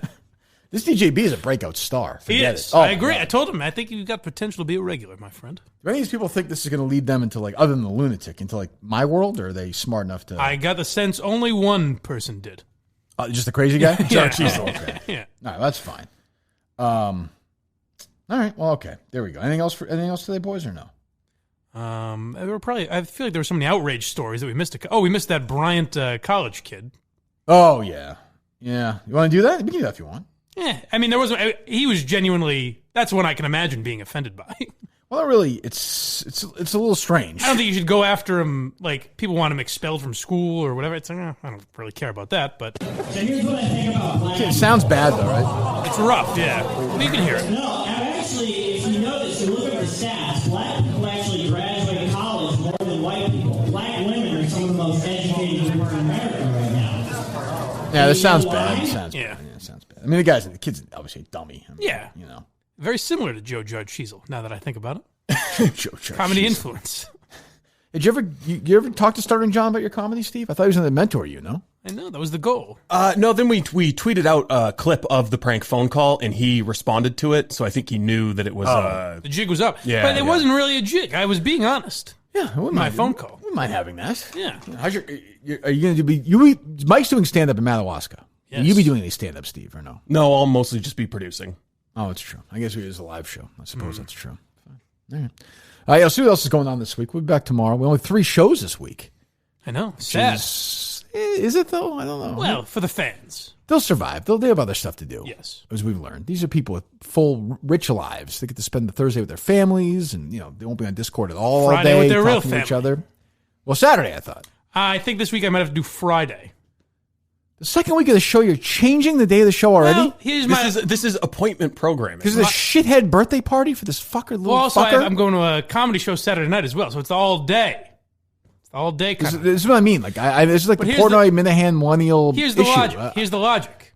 Is that it's up. Once it's done, it's done. It's up on YouTube. Why don't you do it right now then? Well, we got to wait for some content. Wait for some things to happen. So you're not going to release it? But isn't it part of the thing? So it'll be live on Friday. But then if you want to watch it Saturday, you can watch it Saturday as well. So now you're moving the show around, so it's not a high priority then. Oh, it is a high priority. Well, how can it be? These You things put a birthday party these and were a in comedy show. These were in the works before the show happened, so we got to make exceptions. We I got thought to you said you were work going to around. fuck this little shithead's birthday party. Well, I'm not the only one. I'm not the only vote. Who was that? Huh? The skirt. Well, fuck her. I mean, she can go by herself. Oh, I will fuck her. You're damn right. Is this dumb 1-year-old who won't even care if you're there or not? Nah, that I definitely agree with. I mean, what comedy show is it? Joe List at Laugh Boston. Oh, great. Very funny guy. One of the great comedians. He Why, is. one of the best. Why? What do you think of this, Steve? I think it's going to be damaging to Mike and the Minifans. I like the exasperated. Like Steve's like, I can't believe this. Well, it's bad. I think we promote it. We talk about it today, and then they're like, week 2 we I'm do it warning Friday. you. I'm warning you. I think It's doing gonna it be Friday. Doing it Friday night is the best alternative to doing it Saturday night. Right. I'd rather do it Friday night than Saturday morning. People know that the Kirk Minahan show comes out weekday mornings at 11. Right. Usually. Yeah, we do the best we can. So sometimes we're still recording it. Yeah, but it comes out every day. We know it comes out. That'd be like me saying, hey, we're going to start releasing episodes on Sunday. Yeah, or at 4 p.m. We're just going to start dropping. We've done that. Disservice to your audience, though. Yeah, but there's reasons I understand. why. There's a reason why. A birthday party? For who? What's the kid's name? And the tickets have been purchased Saturday night. What's this kid's name? I'm not just a guy that can throw money away. Who's this idiot, this kid? Little Danielle. Oh, God. Yes. Not even going to remember that you were at her birthday party. No, I won't remember being there. Well, she's 1, Steve. How would you remember? Exactly. Right. Yeah, well, she probably doesn't like you. No, certainly not. Who is he? Your friend or your girlfriend's friend? Have you purchased a gift Both, for the child? We're both friends with them. No, we'll do that. Leave that to the broad? Yeah. Yeah. If we even have to. Spend more money on this goddamn kid than anyone in my family. What do you mean? What do you do? I bought gifts for it when it was born. Gifts now. Every time I go out there, I feel like I got to get something for Like, what do you get? the brat. I don't know. A onesie, a toy, whatever the fuck kids have. Pack of smokes. A couple of jewel Yes. pods. There's nothing less important than the first birthday party. I know it's important to the is their first That's kid? what it is. Yes. It's all about the parents. I understand they're excited about They it. get very excited. That's great. What's the guy's name? He's a Minifan, right? Yes, Is he DJ. listening right now? Oh, yeah, probably. DJ, what the fuck are you doing? You're fucking things up for us. Yeah, I mean, you're fucking up the Mike and the Minifan show. This also seems like something that should happen on a Sunday. Well, I know yeah. they might not want to go up against football, but Oh, yeah, it's true. People don't want to miss the football. So what game. you're saying, if it was up against a Pats game, you would skip the birthday party? what do you mean? Well, beyond the birthday party. No, yeah, that No. you can watch the game and But be birthday there, party yeah. thing does feel like more of a Sunday afternoon thing. Right. That is true. Yeah. It's also a Saturday of Thanksgiving week. And we're driving out from Boston. Is that It's a weird? You're not. So you're gonna go? Where is that? This is a Western, Western Mass? Mass thing, yeah. But you're already gonna be in Western Mass, aren't you? Oh, yeah. Well, yes. So, but then you're gonna go from the birth. What time's the birthday party? 1, I think. So you have a birthday party to the comedy show. Yes. Jeez. Zip out here. The Warthog's coming with us as well. Big event. Mrs. Warthog or no? Yes, I believe so. Wow, boy. We'll see how many laughs we How get annoying out it must be like to heard a comedy show. Those laughs. Like, oh, stop laughing. It's hurting my ears. She's ever laughed in her life or no? I think so. I think, it's a hard, when you don't get a lot of the references. I want her in Madawaska, though. I would like that. I'm sure it's not going to See what happen. I can do. But I'd like to see her, She would have to buy a ticket, I assume. Oh, that's true, yeah. That's true. Sold out. What's Maybe her issue? I'll get her to compete with the Well, why don't you like the her, last though? 2 tickets. I do like her. Very nice. Red light gear. Ah, yes. We talk about her so much off the Well, air. you've whatever. You have been critical, but that's fine. Yes, very much. No, you so. said he's not. I'm just afraid all to you, say. no. All you said was you didn't think she was right for him. That's all. You did say it, Steve. He said it. Well, what I say is the And Warthog. I think talking about the infection that Warthog caught from her Again, was a you're little being over the too. You line. see, that's not true. That's too not what you crass, said. Yeah, yeah. that's not what Well, you listen, said. the Warthog. You've seen a guy like the Warthog. He's got a lot of irons in the fire. That's true. A guy Must like be quite a that has a lot of coxswain. options. Yeah. Is Warthog your age? Yeah. Yes. A little older than me. And already the general manager of a restaurant. That's. I didn't say general manager. He's a Let's not manager? get crazy. Yeah. Oh, well, there you go. You get a deal at that restaurant? I've never been. It's like he lives out by Plymouth, so it's a little far. Oh, Italian joint? Yeah. Oh, good. It was an Indian place. Well, thank God. Yeah. I don't think he would work at such a. So Mike and the Minifans is Friday. I'm just trying to get my week put together here. Yes. So, okay. And then after that, it's always Saturday. After that. Do you have anybody lined up for Friday? No, I have not put. I'm getting a phone call from Dave Cullinane. All right, put him on. I'm hoping MHB on Friday, but we'll see about that. Yeah, that'll happen. Yeah. Hey, Dave, you're live to tape with Kirk Minahan. He stole my guest. He stole my content. Hold it's on. The same fucking show. Hold on. Relax. Relax. I'm gonna He try. had a bit prepared. That's why I didn't answer. He was writing. I'm trying to get. I just want to have a concise conversation with you. Okay. Yeah. Okay. So the thing we talked about this weekend for Tuesday, I am saying, like, forget it, because I think if we have a bunch of men fans show up at that brewery, they're not going to do anything. They're just going to be podcasting. It's a waste of everyone's time. I have just promoted, though, however, if you want to, I think that they should go do that thing that you're doing Tuesday. I agree with your idea. Are you still doing that? It was up in the air because I sent an email to Steve and Mike. I was putting it on them. Everything was set up. I just needed their approval. What was going on. We approve. No, do you want to do it, though? I don't want you to do something you don't want to do. I wanted to do it because I thought it'd be funny when I thought you were coming, and then you backed up. Okay, so now you don't want to do it. Makes Okay, so we're not doing it. No, It's hold okay. on. Let me see. Here we go. Putting me on the spot. I'm not putting you on any spot. No, but didn't you think? Don't you think it's kind of funny to do Great Thinkers live, and Kirk Minahan is one of the analysts, Steve Robinson is one of the analysts? Don't you think it's kind of that is fun? Funny, I think it's funny, fine, but I do think that there is a value to me appearing at live events. Yeah, no, it made sense. Your reasoning made total sense. Thank you, But Dave. you're going back on your Can word. I just? I'm not going back on my word at all. I'm not going back. I have a picture. I changed my mind. I'm not going back. I just not blood oath, Dave. You went back on your word. Dave. You gave me your word. Dave, shut up for a minute. I agree. Okay. If I went back on my word, I apologize. I didn't mean to go after the fine character of Dave Cullinane. But Steve and Mike will. I'll be there. Steve and Mike will be there. Maybe. Steve and Mike are a little different than Kirk Minahan. I'll be there. Do we agree on this? But my point was, this was not a call to action from people from Maine and Rhode Island and Connecticut. If people were in the area and wanted to go hang out in Woburn, if you wanted to do it, great. If you don't want to do it, we can scrap it. It's not the end of the world. Yeah, but you got my point, which was just make a little gimmicky event after what Mike is going to do because he's going to get kicked out of it. It's almost funnier to not have Kirk there because the idea of what's so funny about me being there? I don't get that. The idea of us getting more people for a Great Thinkers show is fun. Yeah, the idea of more people going to a Great Thinkers. We interview parody accounts, and now all of a sudden you're there. You know what I mean? No, I know what you mean, but I understand. But okay, but it has to be some Kirk Minahan to be funny. It would be funny if you were an analyst. I'm laughing now. No, what I'm saying is it's fun. It's funnier if I'm not there at all, and it draws, which would happen. By the way, I fucking gave you. I gave you plenty of. Shut up. I gave you plenty of promotion. I think it's great. If it's you, Steve, and a bunch of random, you'll get more attention, more buzz, more people than the EI half a mile away. That's funny to me. It's not funny. If I go there, more people are going to be there. What's the comedy in that? No, I agree. Then what do you why? This is where we are again. Will you agree? Well, you just disagreed with me 30 seconds ago. I don't think you're seeing it from his perspective, though. It's Great Thinkers and Kirk Minahan's on it. I've got the concept. Hey, there's Kirk. Isn't that funny? Well, I mean, Mike, with all due respect, you don't have an original fucking idea. That's true. That is true. What do you call you, Mike? Dickless? A dickless copycat. A dickless copycat. I like the idea of just talking over him while he rants and yells and gets angry. What are you saying, Dave? Dave, what Twitter poll are you talking about? What are you saying? What show was that? Great Thinkers or Mike and the Minifans? It is not even a question. You're right. It wasn't a question. Not even a question. You're right. 5,000 people can't lie. I'm You're just right. saying, you know. They all voted. Well, Mike and the Minifans. first of all, you promoted Mike and the Minifans. What have I been doing with Great Thinkers? I've been promoting it the whole time. Stop with the bullshit that I talk about the show on the show like it actually matters. We're talking about what retweeting. is he fucking talking about? No one ever knows. You retweeted that Mike was going to be live so people watch. I have retweeted Great Thinkers before. That is a fact. I have retweeted Great Thinkers. You did it on episode 1, and it got 1,000. Psychopath. Hey, listen, pal. Steve Allen came before Johnny Carson. More people watched Carson. What the fuck can I tell you? Dave, you want me to sometimes people have ideas. Sometimes people expand. You want me to retweet the next time Great Thinkers on? I'm be thrilled to do it.